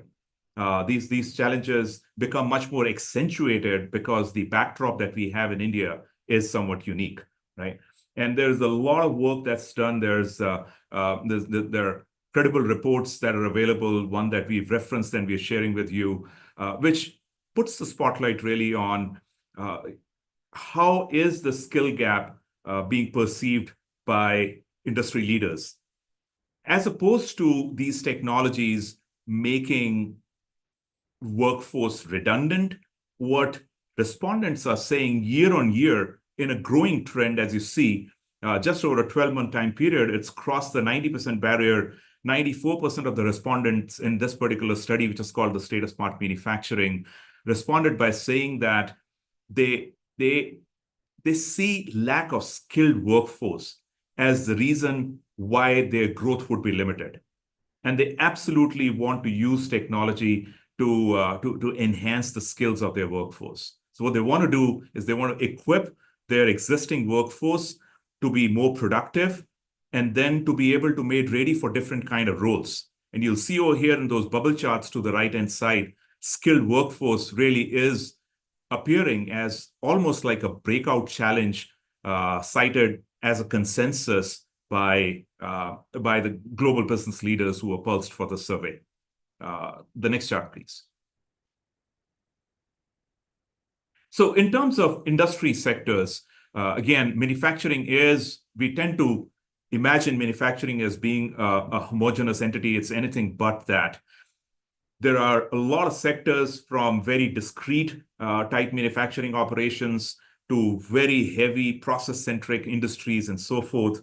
And the adoption of smart manufacturing, while everyone is on a journey, but the adoption also varies. And our analysis and our study has revealed a lot of interesting trends. So the more customer-facing industries, such as automotive and the allied sectors, or electronics, or life sciences, pharmaceuticals, for varying sets of reasons, they've been leveraging technology, quite aggressively. Automotive, because it is a very, very competitive industry, and pharmaceuticals for regulatory compliance reasons. But there are some other industries like oil and gas. Oil and gas, there is a lot of automation there, but the industry itself is not particularly, the processes are not particularly automated, if you know what I'm saying. And we see a lot of scope for that adoption to go up on a year-on-year basis. And then there are some other industries which are very relevant to India, because we are in a build-out stage, such as metals mining, textiles and apparel. They are within the early stages of the digital transformation adoption. The next chart, please. So now I'm going to come to my final chart, and this really is some suggestions and recommendations that we wanted to put out from the Smart Manufacturing National Committee. So first, really two parts to my submission. The first and foremost is, how do you upskill? And the second thing is, where does the build out of the future workforce really begin? So in terms of upskilling, this is where manufacturers currently are. You meet them where they are, and you help them to build up and upskill the workforce that they already have today, right? So what it means is at a firm level, at a cluster level, we need to create a sense of commitment to the cause of lifelong learning. Why lifelong learning? Because this technology evolution is not going to stop. The pace at which technology is evolving is actually becoming much more rapid. And that means new capabilities will become available. And that means the workforce really need to be on a continuous treadmill of sorts where they continue to acquire new skills so that the competitiveness of their firm and the sector overall is ensured. The other thing which we also want to make sure is that there is suitable incentive to the firms for this cause so that it is not lost. The industry leaders, those firms will get it and they'll commit themselves to it.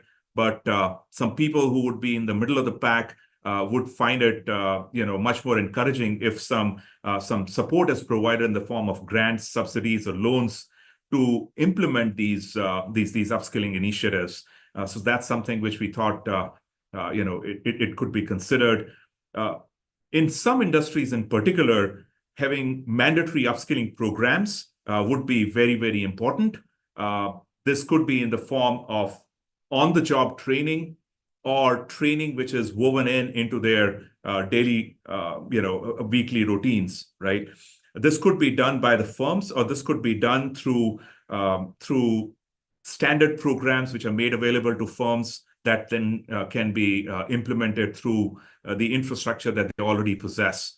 And lastly, we see a lot of room, a lot of a big role to play for centers of excellence for skill development inside of industry clusters, particularly when it comes to MSMEs. So the collaboration of academia with the industry to create curriculum that is particularly well suited for this, that's going to be very, very important. And some of the work that's been done over the recent past through the Samarth centers that have been created, is an area which will lend itself very well to initiatives of this nature. In terms of producing the workforce for the future, where do you begin to do that? It cannot be done once they show up in the manufacturing setting, right? It needs to be done while they are still being trained in the colleges or the ITIs or at the campus level itself. So, how we promote STEM skills through school level interventions, Atal tinkering, etc. Those interventions are very, very important. Getting them to engage with live projects.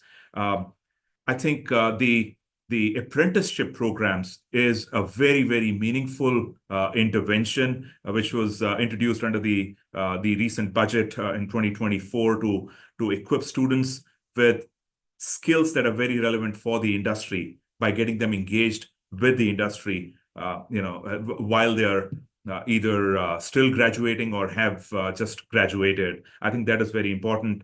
And lastly, how do you really scale? You cannot scale, you cannot really create an impact at the scale of workforce which India really needs to go from 15% of the GDP to 20% and beyond without really leveraging the network of ITIs that we have that really feed into the workforce that shows up in manufacturing. So creating smart manufacturing courses which can be suitably rolled out through the ITIs across the country, that is very, very critical. And I made a reference to some work which is being done through the Samarth centers that already exist. I'm associated with one of those, which is the Foundation for Smart Manufacturing at the IIT Delhi. And we've already started planning for this through the creation of hub and spoke, and then eventually getting engaged with the ITIs through the spokes so that we can really, really amplify the impact that we could create through the second prong.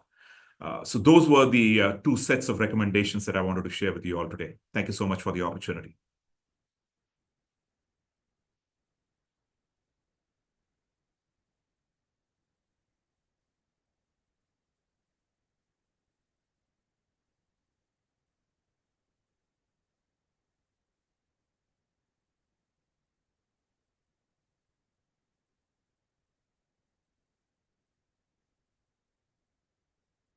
Yes. Now we'll move on to the next sector, which is the logistics sector. We have two speakers for the logistics sector. Mr. Sukumar K, CEO TVS Supply Chain Solutions, who has joined us virtually, and Mr. Anil Sayal, President Safe Express Private Limited, who is here in person. We'll request you to come on stage, please. Thank you.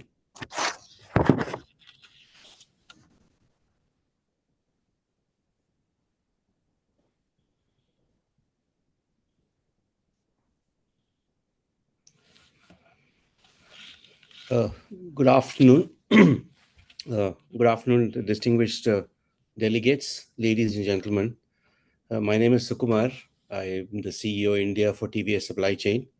And along with my colleague, Anil Sayal, President Safe Express, we would be delighted to, we are delighted to participate in this great session on the future of work, as well as able to share given an opportunity to share our thoughts with all of you. It is indeed a privilege as we explore interconnections between innovation, workforce development, and logistics sectoral growth. I do believe we are a very logical segue from the previous speaker from smart manufacturing, because supply chain does have a very integral role to play in the manufacturing sector as well. Has the slide come up, please? The first slide.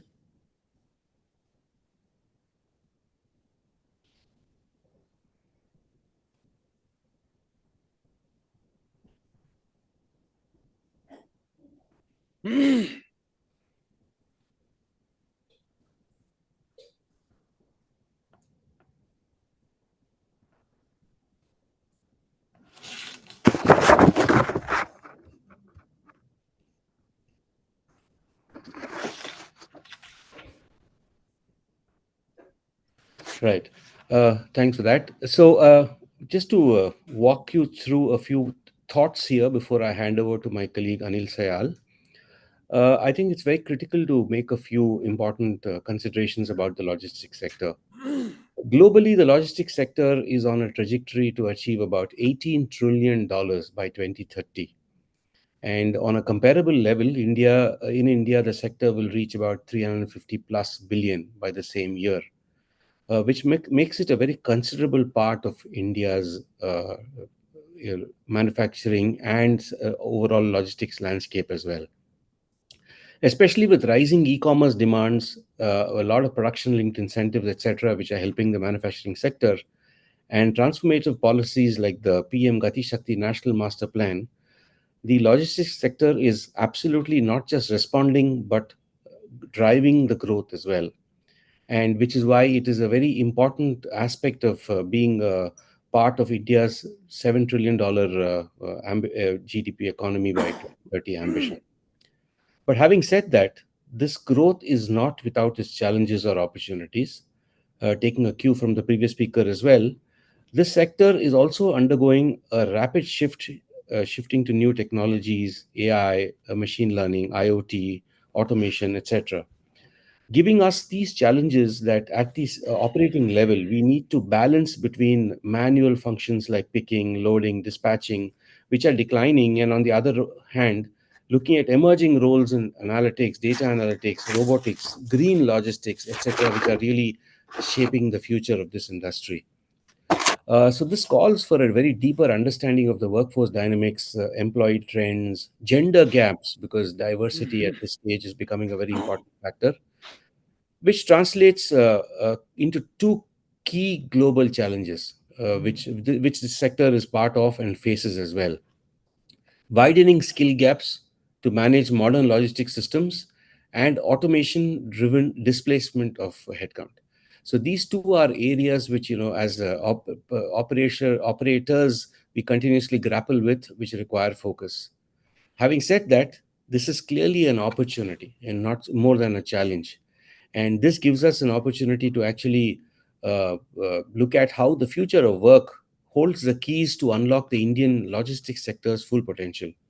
This clearly calls for a vision. And I would now like to hand over and invite my co-panelist, Anil Sayal, to please take us through what we believe should be the vision for this sector. Thanks, Sukumar. Yes. Thanks, Sukumar. I'm glad you set the tone for the logistics sector for this discussion. As Sukumar mentioned, and more importantly, what Mr. Sani mentioned in the previous session about smart manufacturing, it kind of very nicely dovetails to what we'd like to present here. Do I have the controls on this? All right, good. So broadly, I'd like to share with you a little deep dive of what overview what Sukumar had just painted for you. Just to make sure that we have the landscape right, let me give you a little more details about the sector itself. It's very well known that logistics sector is the second highest employer in terms of services in the country. It contributes close to about 14 odd percent, 13 to 14% of the country's GDP. And most importantly, it's a sector which kind of is the most crucial to ensure the clarion calls of what we have in the country today from Make in India to Viksit Bharat to the PM Gati Shakti and all nature of the programs that are running need to get delivered through an agile and supportive services sector, and especially logistics for that matter. The Indian warehousing market itself has currently close to about 14 to 15% CAGR and is currently looking forward to reach close to about 35 billion is projected to reach about 35 billion in the next couple of years. That's latest by FY27. The important undercurrent of what is driving this change within the warehousing market is AI, machine learning, robotics, and such. The graph on the right would tell you the projected revenues of the warehousing sector, but what it does not tell you is also the peripheral services that come along, and that is either transportation, customs clearance, shipping, all such transportation and logistics domains come alongside with this. On the highlights of the workforce dynamics, there is, I'd like to, while you have in front of you on the charts a few titles of or buckets in which progress is happening or specializations are coming through. But if you allow me, I'll possibly rearrange them for you in a manner of 4 buckets. So on one hand is a bucket which is more intra-warehouse or intra-storage related bucket, which is the trend is more towards material handling, which is driven by development or automation in the material handling zone, and that is either material movement, robotics, IoT. Smart manufacturing was discussed by Mr. Sani, but if you kind of extend that, there's a realm of logistics 4.0, which is an extension of industry 4.0, which basically dovetails as to the IoT of all equipments within the manufacturing and logistics working together. This itself has opened up a whole domain of activities within the trends of logistics that is going forward. The other part is the trends of goods which are on the move.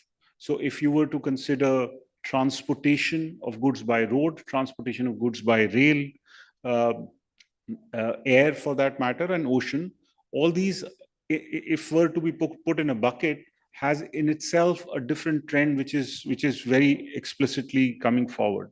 And some of the automations that are coming within this bucket are autonomous vehicles. Some of the vehicles on the road are now equipped with ADAS, which is an advanced driver assistance systems and such. So there is a bucket of this automation which is actually driving vehicles on the move, and more importantly, the action within this category. The third part, of course, is the digitization, undercurrent which is going on. And within this category are some of these titles that you see: logistics specialists, supply chain managers, data analysis, data mining, AI, AI/ML. All these categories of automation engineering related categories fall into this bucket. And the fourth, and definitely not the least, is the sustainability bucket. There's a sustained active movement towards sustainable transportation. In general, logistics is considered to be the second largest carbon footprint of all, and there's a definitive move towards trying to make the transportation of all goods more sustainable, and there's an active move towards also trying to green this by virtue of various subsets, whether it is EVs, whether it is alternative fuels, there's drone deliveries. There's a lot of activity going on in this bucket itself. So if you consider the overview of four buckets within which logistics specializations are categorized, you'll realize that there is substantial work which is going on, and progression is moving forward within these. There's one, of course, the must-have supply chain skills of the future. So if largely if you consider the move, as in all services businesses, is actually moving towards more skilled services than unskilled labor, and that is what is reflective in this slide also. I might want to highlight a couple which would possibly kind of relate much better. So one thing which amongst these category of skills that you will find very highlighted is the end-to-end real-time visibility. And this must be, as a layperson also, if anybody would like to consider today, if you order maybe something on a food app or on Amazon or something, you'll realize that the visibility of that tracking tool gives you that different energy of where my consignment is at any point in time. Now, if you were a supply chain and a logistics manager, that visibility is such critical on an overall scale of where your inventory is at any point in time, at any place, that this visibility has become a key driver of many subsets, whether it is GPS-based tracking, whether it is vehicles being tracked, whether it is control tower management and such. So there are a lot of subset activities within this realm of end-to-end visibility. And the other, which you might see very relevant here, is the data analytics mentality. Quite often, logistics and supply chain is considered a very common sense business, and that common sense business does not necessarily is very simplistic in the way. But if you have the data analytics mindset or mentality, you'll find this becomes far more relevant. The reason I say that is quite often a data analysis would lead to making an end-term decision, and that end-term decision is very consequential in terms of where the inventory is at any point in time. So some of these skill sets that have been mentioned here are like best practices knowledge, technological expertise. These are, of course, something which are slightly more new generation and are being also taught by universities today. In the, all right, sorry. In one of the workforce dynamics that I'd like to speak about is what are the key job roles that are progressing, and some of the key job roles that are not, not only declining, are not in vogue, if I may use that word for some. Example is, for say for a moment, custom brokerage. In the current, scheme of things, where IoT and digitalization of not only the private sector ERPs is happening, but also the customs processes, iSkate, and customs clearances happening, there's a less utilization of customs physical brokerage of documentation, document handling, and such happening. So all these things are being removed from the conventional logistics processes. And what is actually taking more stead is things like, say, e-commerce managers, inventory managers, logistics planners, logistics engineers, automation engineers. These are some of those job roles that are in the offing as of now. Amongst the specific hiring trends that we see happen, that we see not only happening but actually taking much ground, is the digital skills focus. Now, quite often the conventional recruitment methodologies also have changed now to online recruitment capabilities.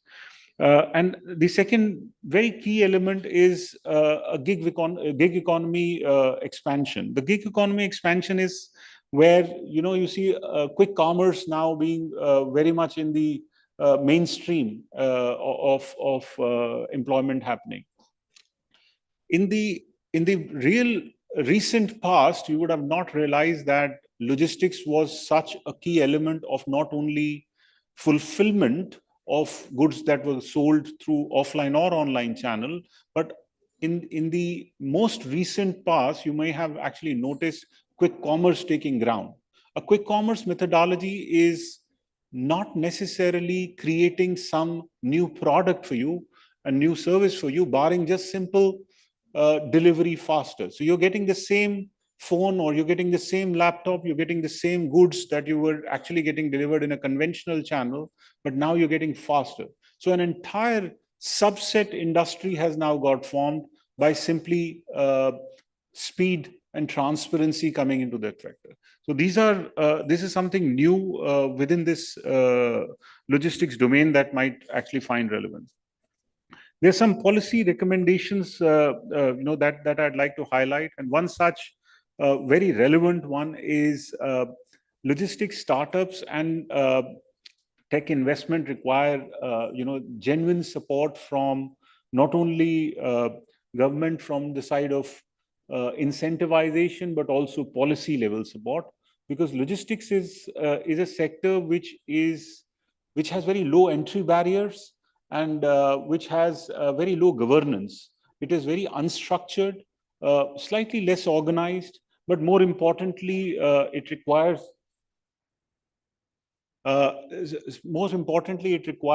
a certain amount of capabilities which require fresh thoughts and ideas to come in.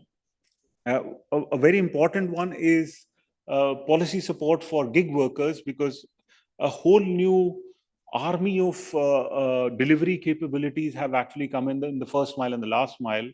And these are, when ungoverned, when unsupported, these are not necessarily well taken care of. So of course, these guys require a policy support on the ground. In the conventional side, the transportation sector, which is close to about 60-65% of the total logistics business, has a very large scale employment of driver workforce, and many of these driver workforce have substandard society level support, and this is something that also requires social security support in overall policy recommendations. The last, of course, and not the least, is the digital literacy and reskilling, with the undercurrent of movement towards a new age economy and the digital economy that we are now working with. The current workforce also needs a certain amount of reskilling. The current workforce also requires a certain amount of digital literacy. We've seen this happening when the GST came in force. A whole set of transportation workers, the whole set of logistics workers, logistics managers required reskilling in terms of what forms and what formats were required to get e-way-bills formatted, or GST becoming, or the commercial taxation going online completely. This entire thing, of course, requires a reinvigorated move towards a continuous reinvigorated move towards AI-enabled support, because the next generation of jobs are coming through AI help in the transportation business. That's from my side, sir.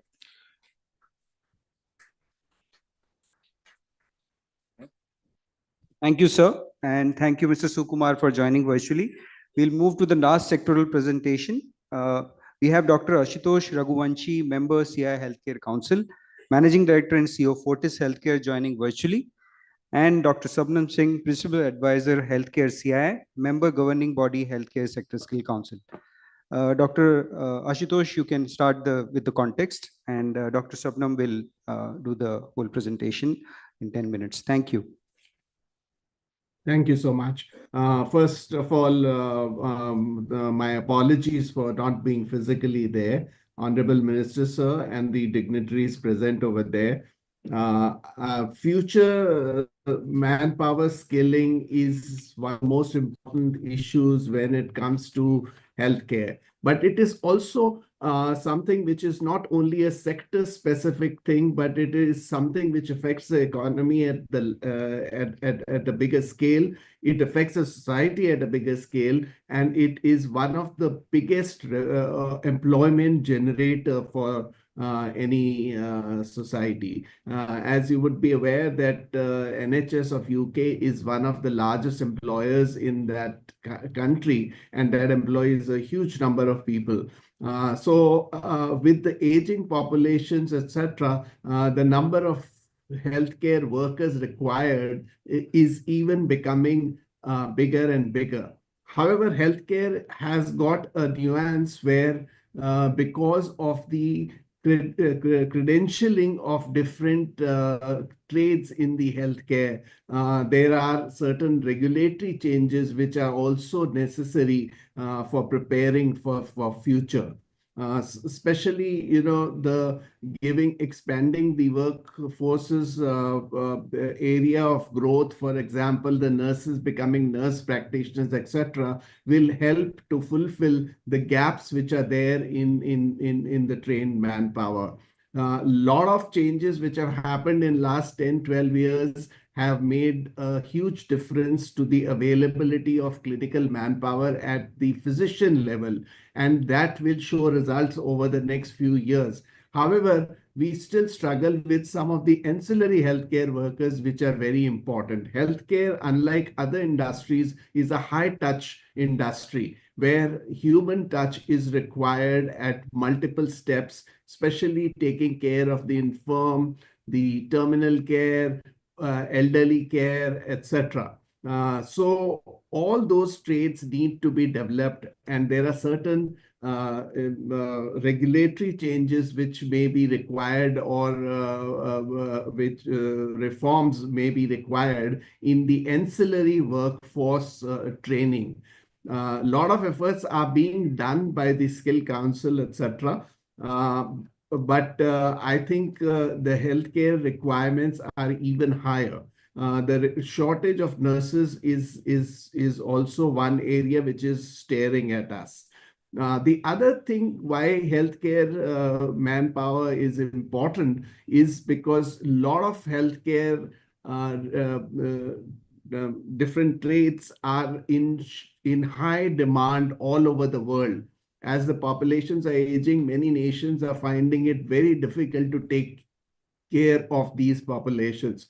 So that area is extremely important as well, as we know that the large number of Indian healthcare professionals work abroad, and the monies they send back to their families and to the country is a huge contributor to the national economy.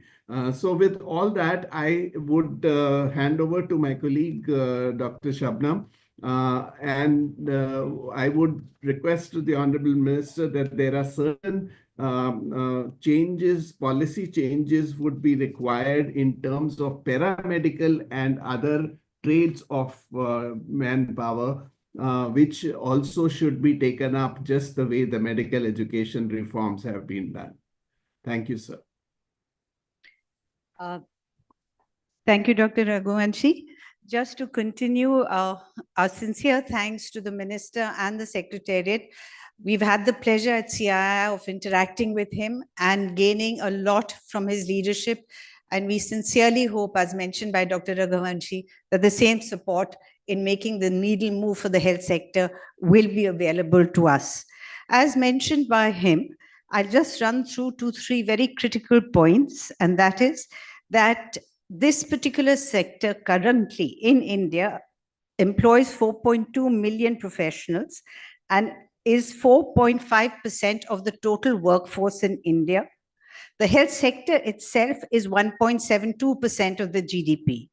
If you contrast this with the global status, the percentile of Indian health professionals globally is 6 to 8%. So that speaks to what Dr. Raghuvanshi said, that while we in India definitely need to make our home strong, but at the same time, the potential to be able to service the world has already been well established, and we should leverage it and make it grow further.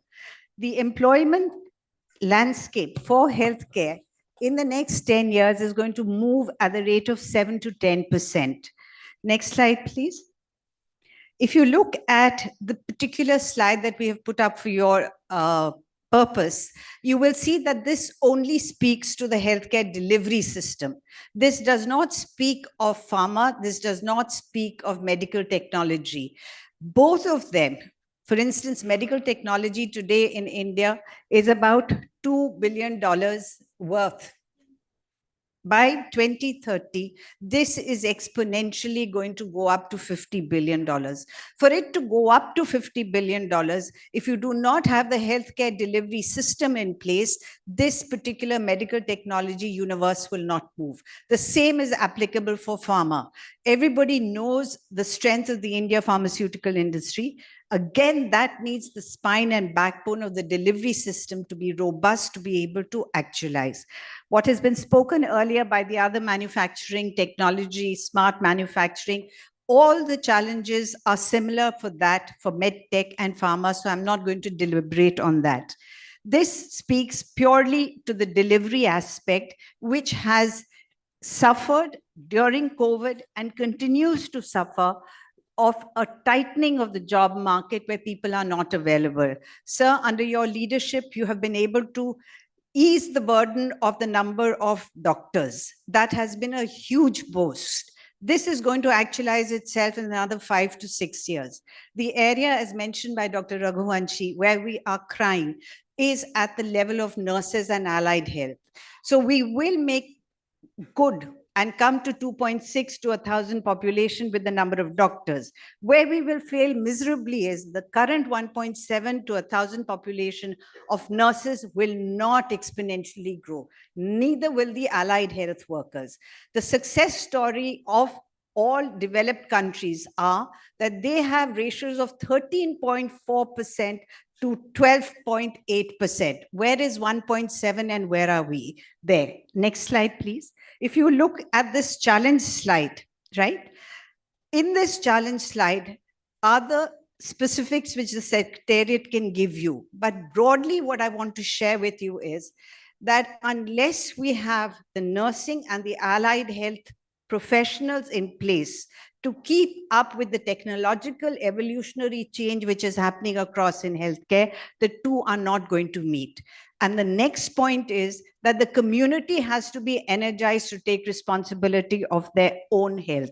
And here CII is working actively with its membership to bring up a cadre of health managers for companies so that they become cognizant of the role of preventive healthcare, as well as at the community level. We believe there is a lot of capital and value to work with the panchayat and empower and train them to be health managers for the villages and their constituencies and stakeholders. So it's at all ends that we believe that capacity building has to be done.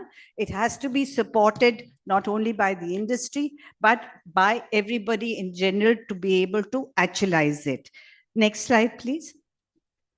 So if you look at this slide of key job roles, you will see that there are short-term roles, there are emerging roles, as well as there are declining roles. The administrative ones which are being taken over by artificial intelligence, much while there is this trust deficit among the medical community, they are very comfortable with knowing that this is going to be an augmented role. So artificial intelligence is welcome. They look forward to it in an augmented role, which is perfectly suitable to an evolving, technologically highly quick momentum in which it's changing. We should go with it slowly and steadily. Now, you look at the hiring trends in digital health. The great thing about digital health, as well as mentioned by the hospitality sector, is that these skills are transferable. So if a child does not want to continue with doing it in healthcare, they can go to other sectors very easily if they have been trained in digital health as well as in soft skills. Today, a 10-year-old child comes up and says, get me a Fitbit. I think that's a great moment in life, that prevention, as well as knowing how to manage this. So if a 10-year-old child can do it, up the value chain, the transferability of these skills is definitely there. Next slide, please. So sir, our requests and policy recommendations from CII, which we will send across to you, is that, of course, पैसा सबको प्यारा होता है, health care में हम लोग भिखारी की तरह जरूर पूछते रहते हैं, and we would ask you to support us in our endeavor in this. Strengthen digital skills in healthcare. This for us is critical because we are sitting on volumes of data. We are sitting on a huge projected volume of data. But if our workforce, which is feeding in the data, is not attuned to the fact that जो वो आगे डाल रहे हैं उसका क्या meaning होएगा, उसकी क्या सैंक्टिटी होएगी, तो ये सब it becomes totally negated. We look forward to MediCities, not only for medical value tourism, but also for manufacturing. And there has been a lot of interest from neighboring countries as well as developed countries to partner with India on genomics, proteomics, as well as in basic value added technology for masses. Pandemic preparedness, the California fire, COVID to pehli baat thi, ab California fires, when you see this, the touch point of the healthcare worker is so critical that India is perfectly poised to service this as well as be participative in a very large endeavor worldwide. AI's use in pharma for drug development, fast forwarding research is well known. Emerging technologies, as I mentioned, in genomics, as well as in digital health, as well as being able to empower our existing workforce to be able to go up the value chain and promote this themselves, as well as ensure that the entire community gets access to better healthcare. Next slide, please. This requires partnerships. This requires data-driven decision-making. Next slide, please. So I couldn't have gone faster than this, and I hope I've been able to translate and share with you the enormous potential, not only for the industry, but for each one of us in this room. Thank you. Namaskar.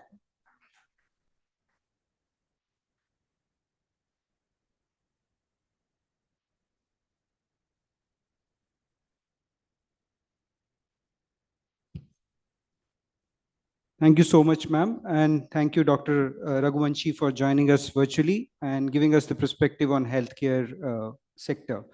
Now we move to the last validatory session. While they prepare this thing, I hope you all had a very insightful understanding about the sectors, the 6 key sectors which we have presented today, and all the industry leaders who work very, very closely within CII have given that perspective on how we are moving towards the future of job and what we are going to expect this future of jobs to look like and what kind of recommendations we are going to do. We are eagerly waiting for the Honorable Minister to give his valedictory address to us.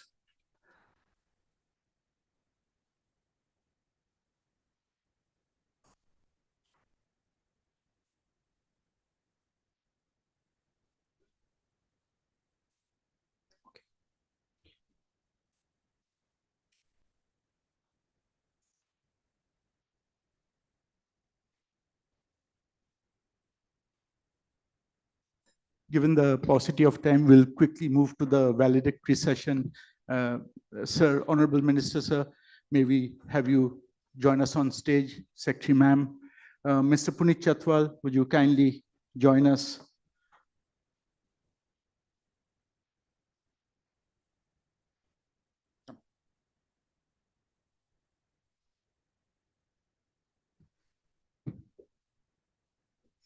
Mr. Chatwal,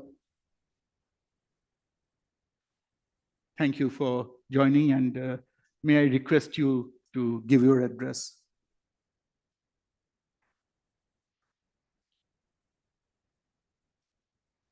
Honorable Minister, Honorable Secretary, esteemed guests, dignitaries, fellow industry leaders, a very good afternoon to all of you.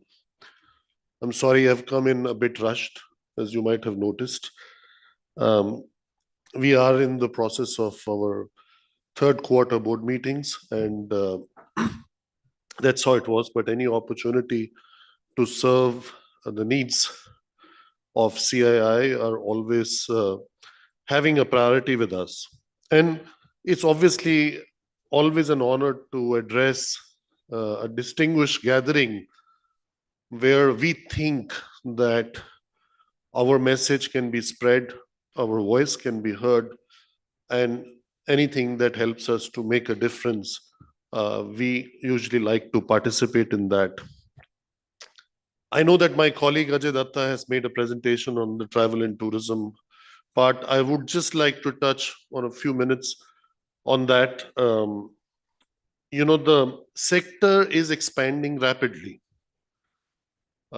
Usually we hear only negative complaints on airline fares and hotel rates, but look at the expansion, look at the way everything is going full.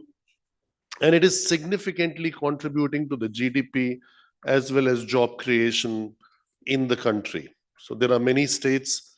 I recently attended Rising Rajasthan, where the contribution from this sector, minus the airlines, is more than 12%. That's the figure that was discussed at that summit.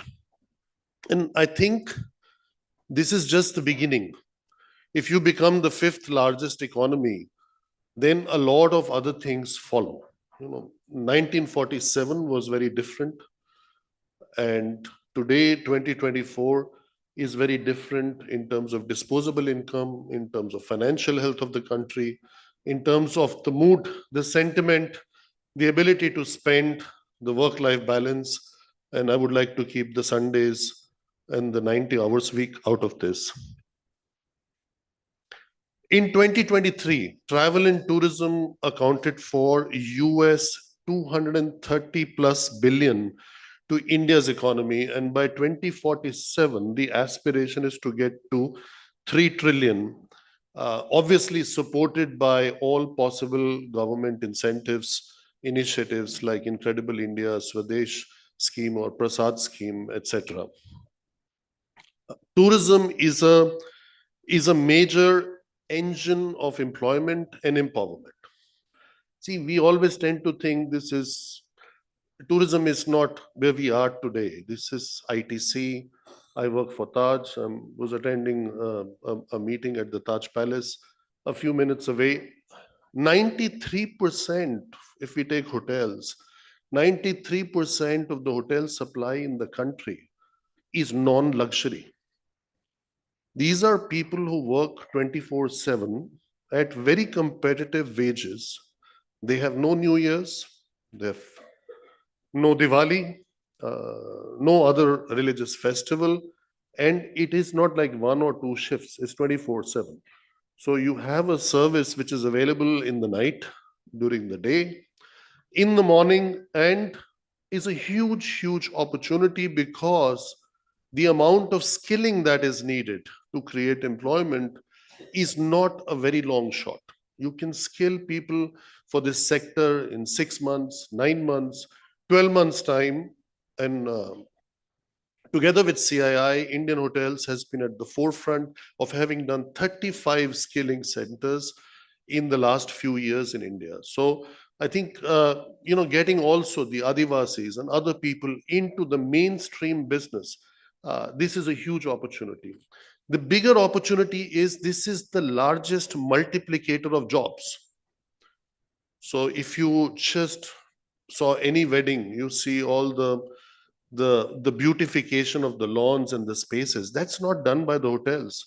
The flower supply does not come from the hotels. All those tables, etc., they're all rented from somewhere. You won't have so much space to store all that stuff in a hotel.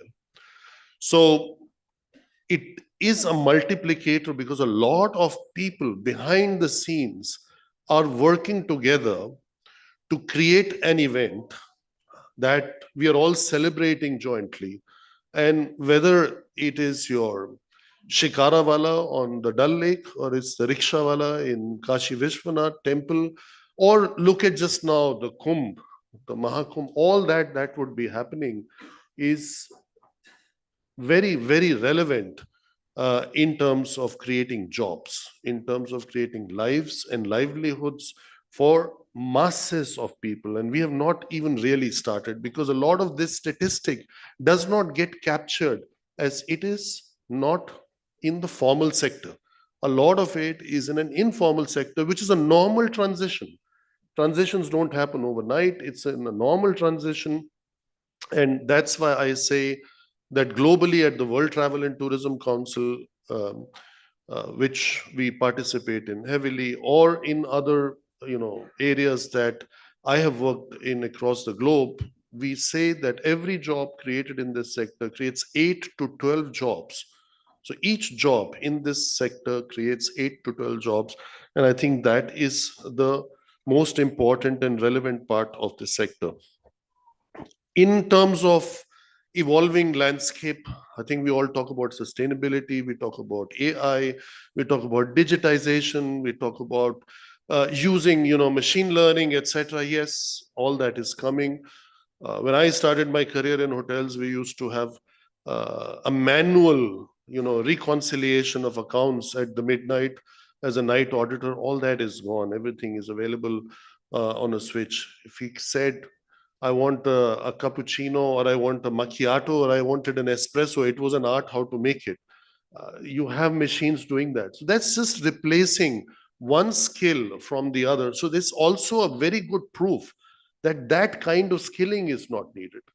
And a very interesting one, which I would like to share, is when I started in hotel sector, I had actually never opened a bottle of wine. We used to have colored water in bottles at the hotel school. And we used to pretend how to open, how to present a cork, and how to serve, especially a bottle of champagne. So this is like early 80s, and life has moved on. Similarly, we have to move on in our thinking of the sector, in what is the potential, true potential of this sector. So I think some of the policy recommendations that we have made as CII, that we have made as Hotel Association of India, I also chair the apex body of all tourism and hospitality associations called FAITH, which is the Federation of all India Tourism and Hospitality Associations, is that for whatever reason, there was a cap put on a full infrastructure status 12 years ago or 14 years ago. The time has come to change that, because the government spent on infrastructure is fantastic. The biggest beneficiary is tourism and hospitality, for building of new airports, building of new highways, building of the renaissance of the train stations, etc. So I think this would encourage investment. It would encourage institutional capital coming into the country, even from foreign sources, to propel growth of hotels and other infrastructures. And the second is to have industry status at all state levels. Industry status helps the sector to be more competitive. And obviously, third, we need something to market we are lagging behind on the foreign tourist arrivals. Having said that, I said only a few minutes I will speak. Everybody is rushing against time. I would like to thank CII for this opportunity. I would like to thank everybody for being present here on behalf of CII. Thanks to Honorable Minister, Honorable Secretary, who actually graced the CII Tourism and Hospitality Summit in December, which happened at the Taj Mansingh. So wonderful to be here. Thank you very much all for joining. And thank you, big thanks to CII. Thank you. Thank you, sir. Now, for the moment we are all waiting for, we'll request Honorable Minister Shri Mansukh Mandavia ji to do the keynote address.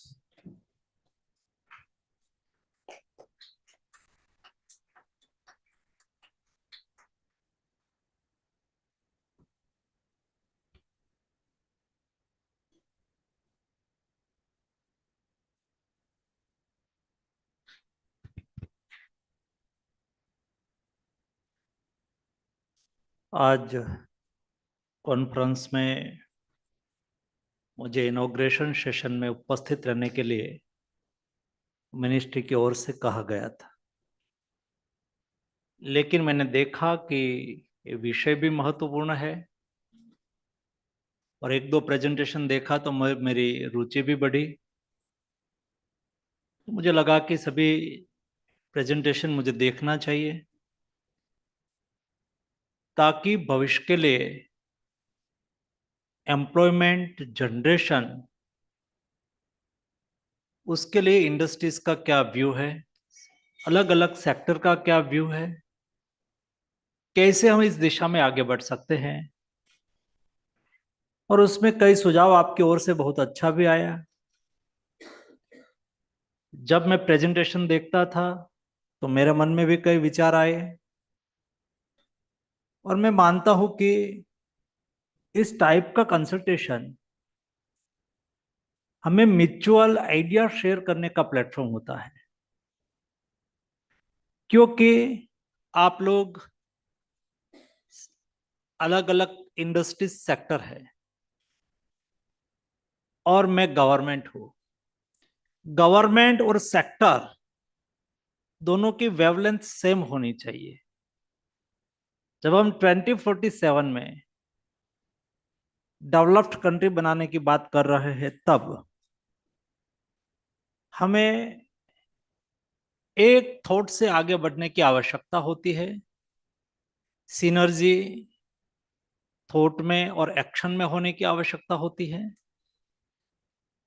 और मैं मानता हूं कि जो आपने यहां मेरे सामने प्रेजेंटेशन रखा, employment, job, skilling, upskilling, economy, growth, ये सब एक दूसरे से साइकिल में घूमने वाला विषय है। साइकिल में चलता है। जैसे इकोनॉमी ग्रो कब करती है? जब कोई भी देश में मैन्युफैक्चरिंग सेक्टर ग्रो करता है, एग्रीकल्चर सेक्टर ग्रो करता है, सर्विस सेक्टर ग्रो करता है, आईटी सेक्टर ग्रो करता है, सब ग्रो करता है तो इकोनॉमी जनरेट होती है। इकोनॉमी जनरेट होती है तो परचेज पावर बढ़ता है। परचेज पावर बढ़ता है तो कंजप्शन बढ़ता है। जब कंजप्शन बढ़ता है तो मैन्युफैक्चरिंग बढ़ता है, यानी कि डिमांड बढ़ती है। ये सब रोटेशन में है। लेकिन जब हम मैपिंग करते हैं तब हमें थोड़ा सा, आपका प्रेजेंटेशन से मैं डिफर यहां हो रहा हूं कि हमें उसके लिए मैपिंग की सिस्टम को बदलनी होगी। हमें हमारा मॉडल की ओर थोड़ा सा देखना होगा, क्योंकि हर कॉन्टिनेंटल का अपना अपना मॉडल है। डेवलपमेंट का अपना मॉडल है, एम्प्लॉयमेंट का अपना मॉडल है। फॉर एग्जांपल, दुनिया में जाइए और एम्प्लॉयमेंट की बात करिए तो जॉब के साथ ही जोड़ेंगे। तो क्या job is only as a employment? My question is it that not only for job, it's enough definition of employment. Self employment ये जॉब में नहीं आएगा, लेकिन सेल्फ एम्प्लॉयमेंट एक बहुत बड़ा सेक्टर है। जो व्यक्ति अपने स्वयं को छोटा मोटा कारोबार, कामकाज करके एम्प्लॉयमेंट जनरेट कर लेते हैं। जब हम इस डिफिनेशन में जाते हैं तब हमें दुनिया का मॉडल का भी स्टडी करना होगा। यहाँ प्रेजेंटेशन में मैंने देखा, हेल्थ सेक्टर के प्रेजेंटेशन में हमें हमारा जीडीपी का 3% तक खर्च करना चाहिए। अभी 2 नियरेस्ट है because my self was health minister, और हमें 3% तक जाना चाहिए। It's okay, have no objection, हमें जाना चाहिए। बट क्या हम किसके मॉडल पर जाना चाहिए? हमें हमारा मॉडल के साथ एनालिसिस करा क्या? For example, my self was pharmaceuticals minister at that time. एक मल्टीनेशनल कंपनी के एक बड़े सीईओ मुझे मिलने आया, तो यही लैंग्वेज में बात करने लगा। उन्होंने मुझे कहा ड्यूरिंग कोविड क्राइसिस, और हमें यह भी सीखना होगा कि क्या ये मॉडल से कोविड क्राइसिस में जिसका मॉडल का हम उपयोग करते हैं, ये मॉडल हमें या तो दुनिया में उपयोगी हुआ क्या? कोविड मैनेजमेंट में दुनिया का मॉडल उस वक्त मैंने बहुत अच्छी तरह से नजदीक से देखा है, क्योंकि मैं डेली सुबह में उठ के दुनिया के 10 कंट्री से बात करता था, डेवलप्ड कंट्री से बात करता था, ब्रिक्स कंट्री से बात करता था, G20 कंट्री से बात करता था, G7 कंट्री से बात करता था, साउथ ग्लोबल कंट्री से बात करता था। तो उस वक्त कई एनालिसिस मेरे मन में ऑटोमेटिक हो गए। तो वैसे मुझे उन्होंने कहा कि आपके अमेरिका अपनी जीडीपी का 5% हेल्थ के पीछे खर्च करता है, इटली 4% करता है, यूरोप 5% करता है, कोई 6% करता है। उन्होंने मुझे सारी बात अपनी भाषा में समझाई, तो मैंने उसको कहा कि ये करते होंगे, लेकिन उनका और हमारा मॉडल अलग है। हमारा मॉडल है, हमारे यहाँ हेल्थ है, सर्विस है, हेल्थ है, सेवा है।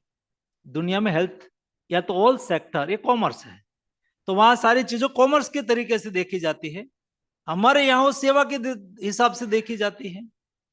दूसरा, वहां एक टीथ निकालना है, कोई एजेड व्यक्ति हो गया 60-70 अबो का, और एक टीथ में पेन हो रहा है, निकालना है, तो मैंने उसको क्वेश्चंस कहा कि कितना खर्च होगा, तो उन्होंने कहा $2,000। मैंने कहा इंडिया में 200 रुपया में निकल जाएगा, 200 रुपया में ट्रीटमेंट हो जाएगी। सेम वहां 2000 की होती है।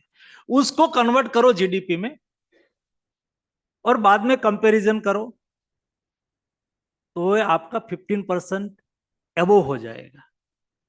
एक कैलकुलेशन है, कैलकुलेशन की एक दुनिया है भाई।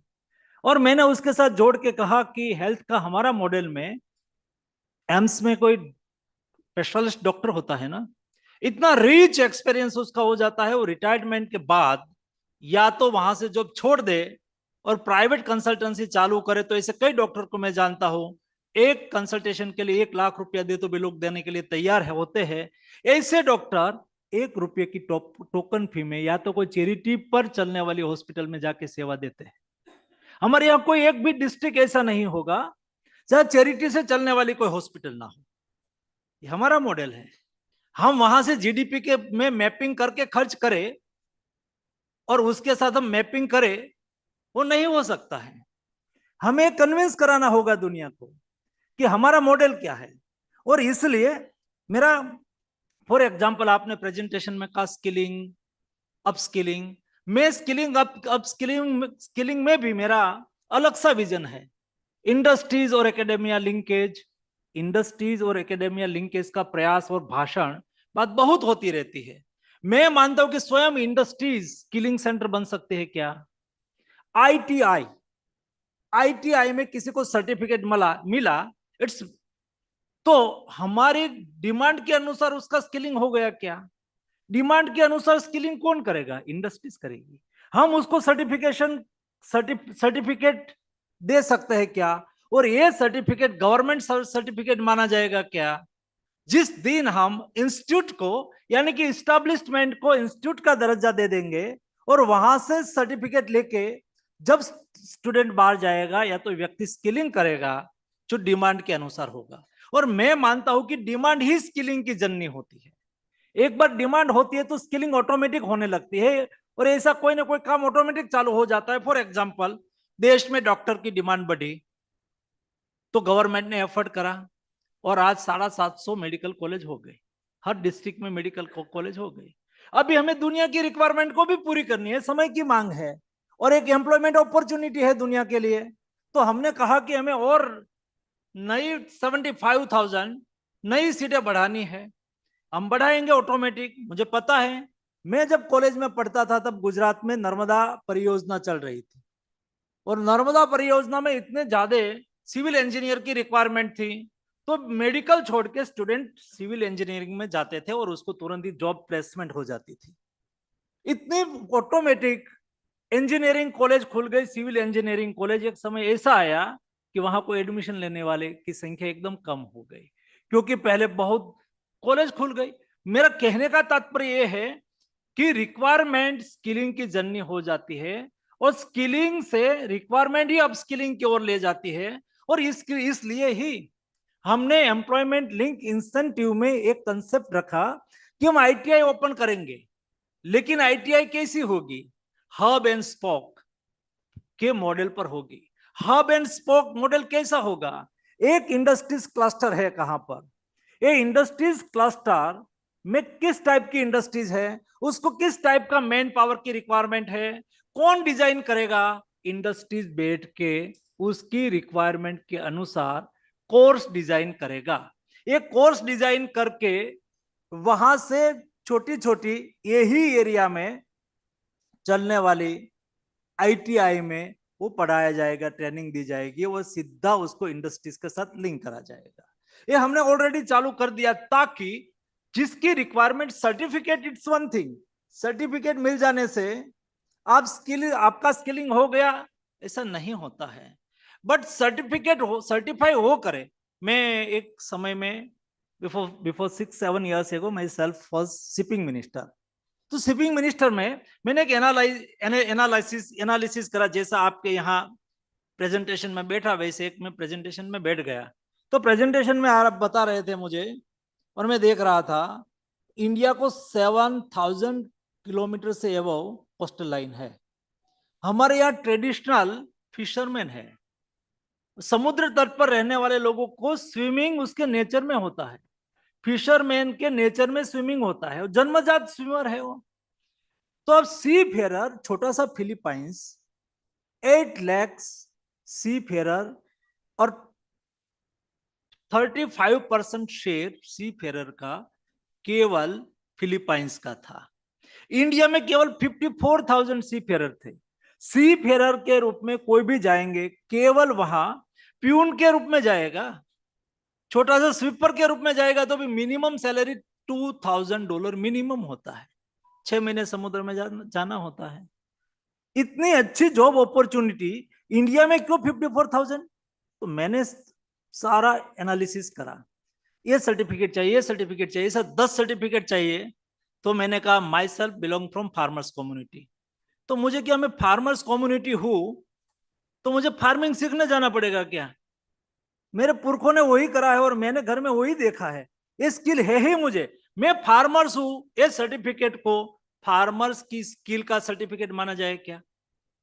कोई फिशरमैन है, ट्रेडिशनल स्विमर है, माई ट्रेडिशनली फिशरमैन, और मैं स्विमिंग जानता हूं, फिशरमैन का सन है, मैंने कहा सर्टिफाई कर दो उसको, उसको कोई ट्रेनिंग लेने जाने की आवश्यकता। ऐसे 10 सर्टिफिकेशन मैंने दे दिया। आज इंडिया का सी फेरर का शेयर 2 लाख हो गया। हमें हमारा तरीका से आगे एम्प्लॉयमेंट की अपॉर्चुनिटी को एनकेज करना चाहिए। For example, employment, local employment, industrial employment and abroad employment. Employment के लिए एक बहुत अच्छा प्रयोग मुझे सीआईआई को अभिनंदन करना है, जो सरकार को करना चाहिए ये उन्होंने अच्छी तरह से करके दिखाया, और वैसा ही मॉडल पीपीपी में होना चाहिए। मैं स्वयं कैरियर काउंसलिंग सेंटर सीआईआई द्वारा स्थापित करा है, उसकी विजिट पर गया था। मैंने मेरी मिनिस्ट्री को भी कहा कि आप भी जाके आइए, और मैंने तय करा है, मैंने मेरे ऑफिसर को डायरेक्शन भी दिया है, सीआईआई हो, फिकी हो, एचओजेम हो, जो भी आपकी इंडस्ट्रीज बॉडी हो, जिसकी जहां रिच हो, मुझे इससे कैरियर काउंसलिंग सेंटर हर यूनिवर्सिटी में एक करना है। प्रीमाइसिस यूनिवर्सिटी देगी, स्किल वर्कर्स और उसका ऑपरेशन आपके फेडरेशन करेंगे, लोकल इंडस्ट्रीज बॉडी करेंगी, और उसको लॉजिस्टिक सपोर्ट और एक्सेस एम्प्लॉयमेंट मिनिस्ट्री देगी। ये तीन लोग साथ में मिलके हर यूनिवर्सिटी में एक ऐसा बड़ी प्रीमाइसिस में, जिस हॉल में हम बैठे इतनी प्रीमाइसिस में 2-3 पार्ट करके एक काउंसलिंग अच्छा सेंटर करके वहां ही रेगुलर सेशन लगा सकते हैं क्या? एम्प्लॉयमेंट काउंसलिंग कर सकते हैं क्या? आप यहां है लेकिन आपके क्षेत्र में इस टाइप की एम्प्लॉयमेंट की अपॉर्चुनिटी है। आपको एक कोर्सेज में जाने से, यहां ट्रेनिंग लेने से आपको यहां जॉब मिल सकती है। आपका नेशनल कैरियर सर्विस पोर्टल का एक्सेस ये माइग्रेंट पोर्टल के साथ है, माय भारत पोर्टल के साथ है, स्किलिंग मिनिस्ट्री के साथ है, उसका एक्सेस इस सभी पोर्टल के साथ हमने बना के तैयार रखा है। उसका उपयोग करके वहां ही उसको ट्रेनिंग मिले, वहां ही उसको इंफॉर्मेशन मिले। आपको विदेश जाना है, देख नेशनल कैरियर सर्विस पोर्टल पर से हम सीधा गए ई माइग्रेंट पोर्टल पर। ई माइग्रेंट पोर्टल पर दुनिया की इतनी कंपनी ने इतनी जॉब ऑफर करी है, वहां आपको जाना है। आप अच्छा मैकेनिक इंजीनियर है, देख एक गल्फ कंट्री है, उसमें एक कंपनी है, उन्होंने इतना मैकेनिक इंजीनियर चाहिए। आप मैकेनिक इंजीनियर है, आपको वहां जाना है, देख एक गवर्नमेंट अप्रूव्ड आउटसोर्स एजेंसी है, उसके थ्रू जाइए, आपको दिक्कत नहीं होगा। आप उसको कनेक्ट करवा सकते हैं क्या? कई प्लेटफॉर्म पर एआई का उपयोग करके हम रिक्वायरमेंट, जॉब एनालिसिस और कनेक्शन टू एम्प्लॉयर और एम्प्लॉइज करवा सकते हैं क्या?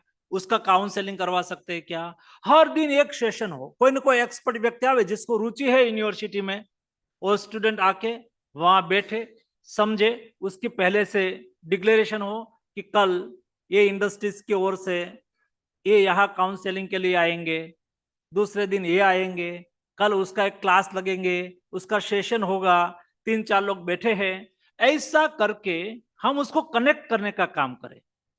एम्प्लॉयमेंट की कोई कमी नहीं है, जॉब की वैकेंसी की कोई कमी नहीं है। सवाल है उसको दिशा देना, उसको कनेक्ट करना।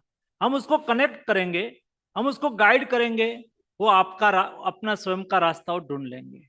एक बात। दूसरी, पॉलिसी इंटरवेंशन। देखो कोई भी जॉब की अपॉर्चुनिटी, इंडस्ट्रीज मीडिया है, इंडस्ट्रीज लॉजिस्टिक है इस मेरे हिसाब से। फॉर एग्जांपल, गवर्नमेंट की पॉलिसी जॉब क्रिएशन के लिए, इंडस्ट्रीज ग्रोथ के लिए कैटलिस्टिक की भूमिका में होती है। इंडस्ट्रीज तब जॉब क्रिएट कर पाएगी जब सरकार तय करेगी कि चलो हमें ईज ऑफ डूइंग बिजनेस में ये इनिशिएटिव लेना है, मेरे देश में इंडस्ट्रीज आए उसके लिए मुझे ये एफर्ट लगाना है। एक बार इंडस्ट्रीज फ्रेंडली एटमॉस्फेयर बनेगा, इंडस्ट्रीज एफडीआई ऑटोमेटिक आएगी, इंडस्ट्रीज ऑटोमेटिक लगेगी। क्योंकि इंडिया के लिए एक अलग सा अपॉर्चुनिटी इसलिए है जो दुनिया में नहीं है।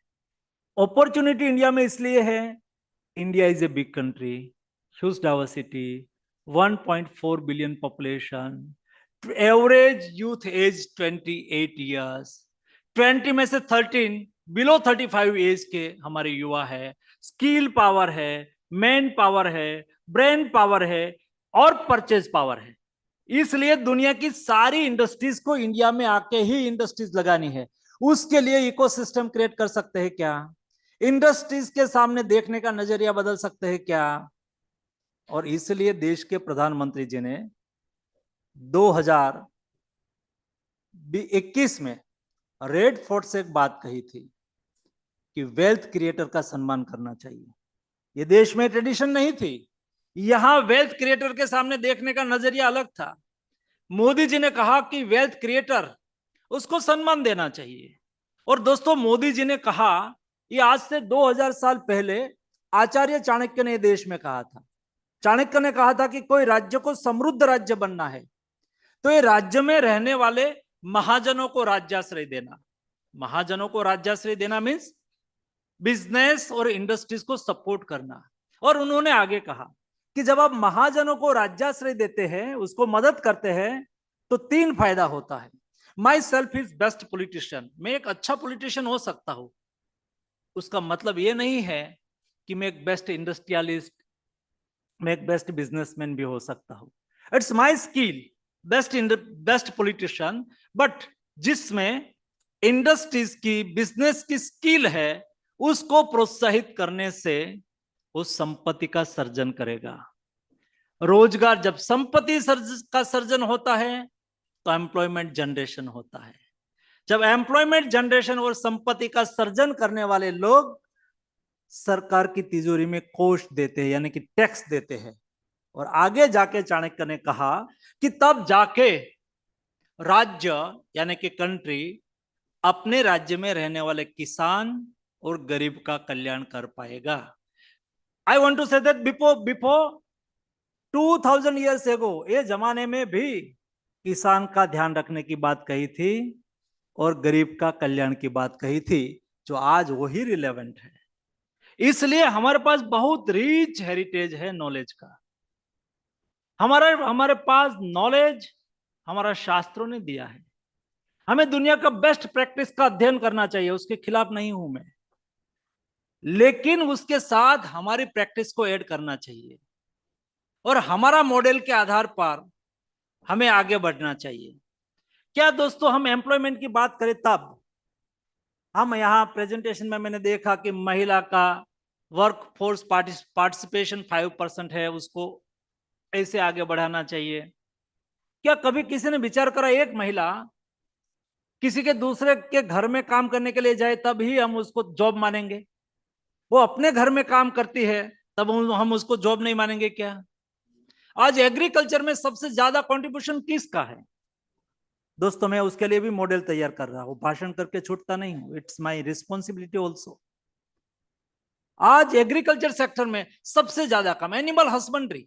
सारे देश में देखो, अपने घर में 1-2 गाय होती है, उसको पालने वाली घर की महिला ही होती है। और मैंने मेरे स्वयं में, मेरे परिवार में मैं जिया हूं, मैंने देखा है। मेरी माँ गाय भैंस पालती थी और हमको पढ़ाने के लिए वो पिताजी से पैसा नहीं मांगती थी। वो कहती थी कि मेरे बच्चे पढ़े और मैं खर्च करूंगी। 1-2 गाय रखती थी, 1 भैंसे रखती थी और उससे उसकी इनकम होती थी। क्या उसको एम्प्लॉयमेंट नहीं माना जाएगा क्या? मैं इसलिए मानूंगा और इसलिए मानना चाहिए और इसलिए पॉलिसी इंटरवेंशन करना चाहिए। मैंने प्रत्यक्ष इस सिस्टम से मैं निकला हुआ बंदा। हमें हमारी डिफिनेशन बदलनी पड़ेगी। आज एनिमल हस्बेंड्री, एग्रीकल्चर, सारा सेक्टर में महिलाओं की बहुत महत्वपूर्ण भूमिका है। जॉब नहीं है, सेल्फ एम्प्लॉयमेंट है। उसको हम कैसे काउंट करें? दोस्तों, जॉब के लिए यहां जो कई सुझाव आपने, कई महत्वपूर्ण सुझाव दिया, एनालिसिस के लिए, वर्क फोर्स एनालिसिस के लिए एक टास्क फोर्स होना चाहिए। आज tourism and cultural activity, hotel and tourism sector में इंडिया के लिए मैं ह्यूज अपॉर्चुनिटी देख रहा हूं, क्योंकि आज के दिन तक कोई दुनिया से आते थे देखने के लिए ताजमहल के अलावा, ताजमहल चले जाते थे। 2-3 रेड फोर्ट आ गया, खत्म हो गया, तीसरी कोई प्लेस भी उसको दिखाई नहीं देती थी। आज देश में लास्ट 10 इयर्स में कई ऐसे प्लेस, और दोस्तों मुझे इतनी खुशी हुई, आपने देखा होगा 10, 11, 12 3 दिन के लिए, my self is youth affairs minister also, 3 दिन के लिए मैंने एक हर बार यूथ फेस्टिवल होता था ना, उसको अलग तरीके से मैंने यूथ फेस्टिवल करा भारत मंडपम में। 3 दिन के लिए सारे देश में से 3000 एकदम कंपटीशन से पास हुआ एमिनेंट यूथ को बुलाया था और उनके लिए मैंने एक कंपटीशन कराई। 30 लाख यूथ ने पार्टिसिपेट करा। उसमें से 2 लाख जो मेरिट में आया, उसको हमने कहा कि विकसित भारत के लिए, क्योंकि आज जो 20 साल का 25 साल का युवा है ना, वो 50 साल का होगा 25 साल के बाद। उसको जीना है डेवलप्ड कंट्री को, विकसित भारत को जीने वाला कौन है? जो आज यहाँ 60 वाला है, 70 वाला है, उसको नहीं जीना है, उसको देखना है।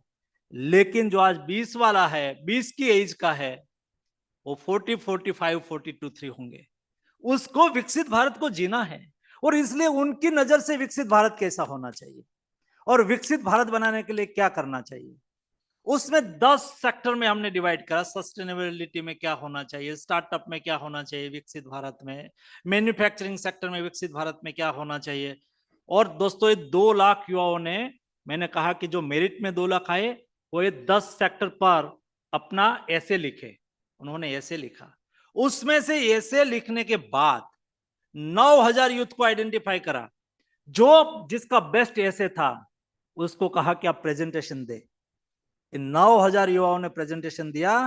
उसमें से 3,000 यूथ को हमने आइडेंटिफाई करके भारत मंडपम में 3 दिन के लिए उसका कार्यक्रम हुआ और कार्यक्रम का नाम रखा था विकसित भारत यंग लीडर डायलॉग। ये 3 दिन के डायलॉग में दोस्तों सारे दिन प्रधानमंत्री जी बैठे, सारे दिन सुबह से शाम तक, 10 बजे आए 5 बजे गए। और ये 10 वर्टिकल पर देश के युवाओं ने 10-10 मिनट का प्रेजेंटेशन दिया। आपने जो यहां प्रेजेंटेशन दिया है और एक बार ये प्रेजेंटेशन शेयर होगा, आपको अवश्य देखना है, तब जाके पता चलेंगे कि हम ट्रेडिशनल वे में मंत्री जी के सामने प्रेजेंटेशन रख रहे थे, लेकिन विकसित भारत की सोच और फ्यूचरिस्टिक हमारा सेक्टर का प्लान, आप जब जिस सेक्टर की बात यहां रखी ना, वही सेक्टर का प्लान देश के युवा क्या चाहते हैं उसको आपको कंपैरिजन करना है और उनके आधार पर आपकी थॉट ऑटोमेटिक बदल जाएगी। आपने यहाँ लॉजिस्टिक के लिए प्रेजेंटेशन दिया, उन्होंने भी लॉजिस्टिक के बारे में अपनी बात कही है। यहाँ हॉस्पिटैलिटी और टूरिज्म की बात हुई, उसके लिए भी अच्छी अपने उसकी थॉट दी है, उसको दोस्तों देख लेना है। हम समझते हैं कि डिस्कशन वर्टिकल में होना चाहिए और हॉरिजेंटल में होना चाहिए। सब लोगों को समय समय के साथ हमें भी बदलाव करना है भाई। एक जमाने में कंप्यूटर नहीं था, आज कंप्यूटर है। कंप्यूटर के बाद एआई नहीं थी, आज एआई है। तो हमें एआई का विरोध नहीं करना है, एआई के साथ जुड़ जाना है, तब जाके हम समय के साथ और दुनिया के साथ ताल मिला पाएंगे। हमें केवल दुनिया के साथ ताल मिला के रुकना नहीं है जी। मेरी थॉट आगे है और मैं समझ रहा हूं दुनिया को हम कॉम्पीट करके उसके आगे जा सकते हैं, एक क्षमता हिंदुस्तान में है। दोस्तों मैंने कोविड क्राइसिस के दरमियान देखी है, यही देश है। जब शुरुआत में मैं दुनिया के साथ बात करता था तो दुनिया मुझे कहती थी कि इंडिया में इतना बड़ा देश है, डाइवर्सिटी है, पुअर हेल्थ इंफ्रास्ट्रक्चर है, इंडिया मैनेज ही नहीं कर पाएगा।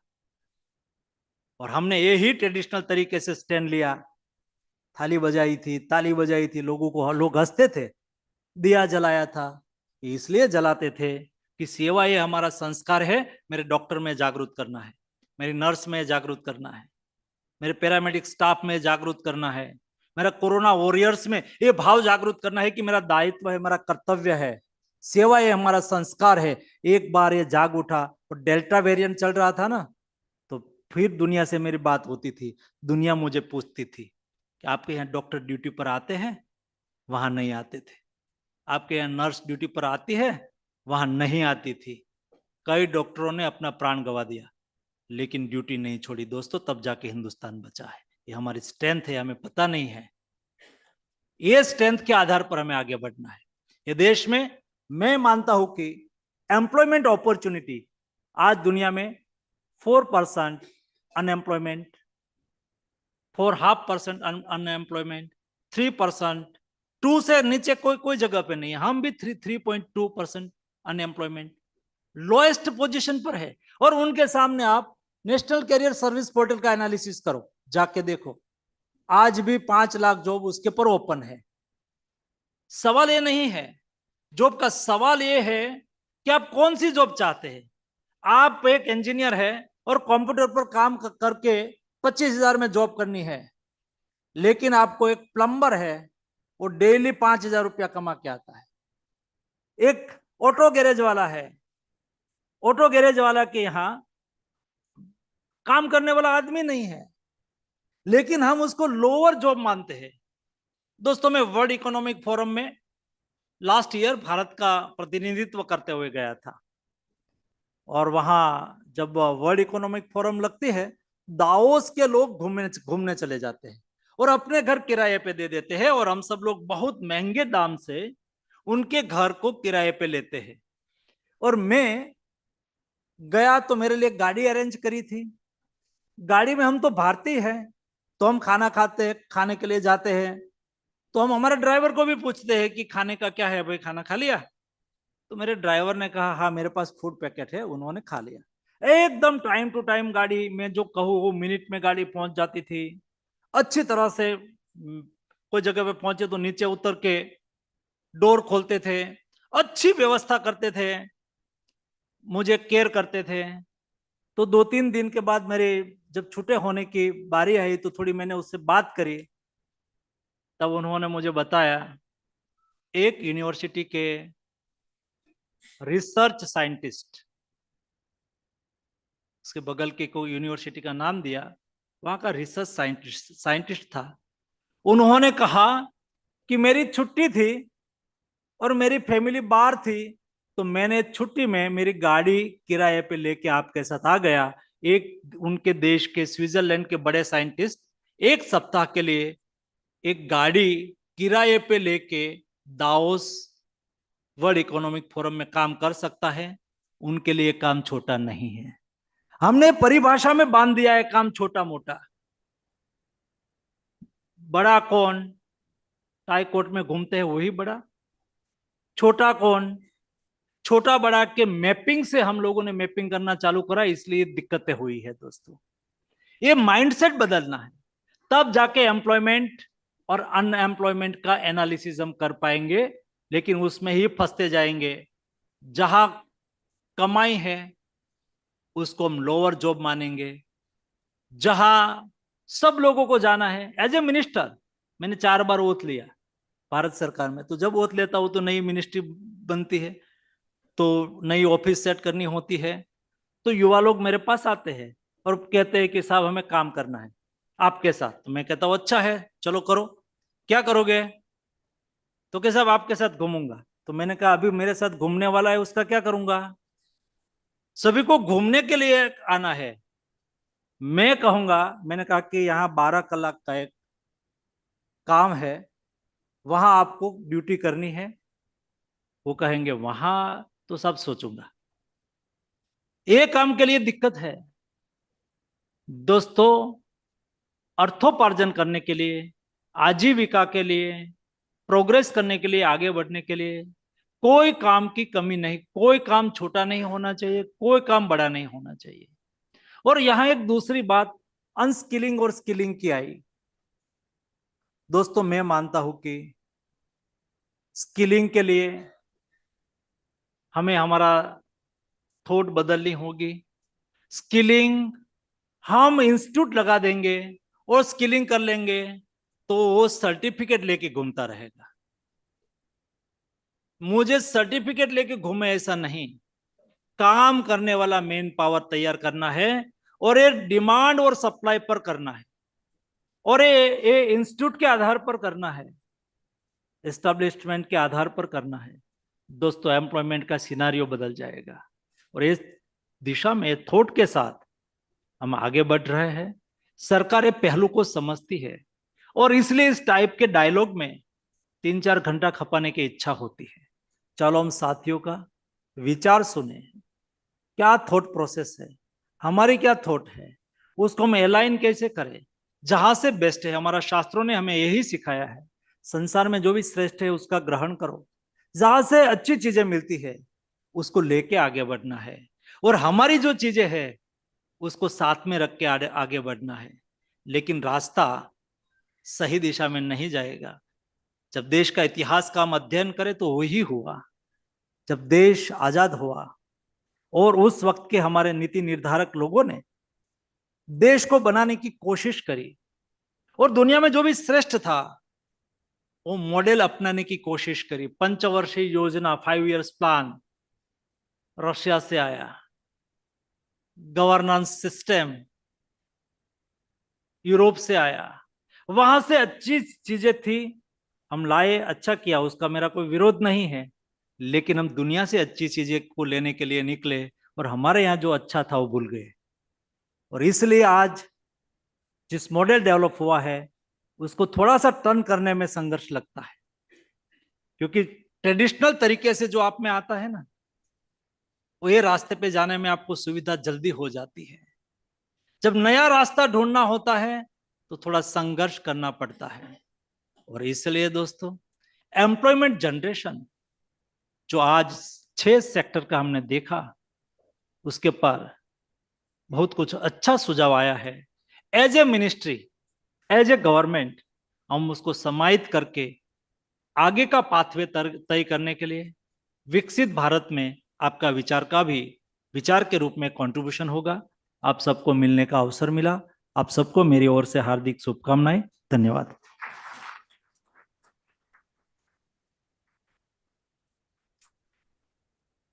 Honorable Minister, sir, thank you so much for your inspirational words. And from CII, we assure you that under your guidance, we will work towards making a change and impacting the small people, the livelihood of Indians across, not only in India, but abroad. I know there's shortage of time. Thank you, Secretary Ma'am. Thank you to the Ministry of Labor and Employment officers, Ajay ji and team. It was together that we worked to do this event. So thank you for the opportunity. Thank you, Mr. Chatwal.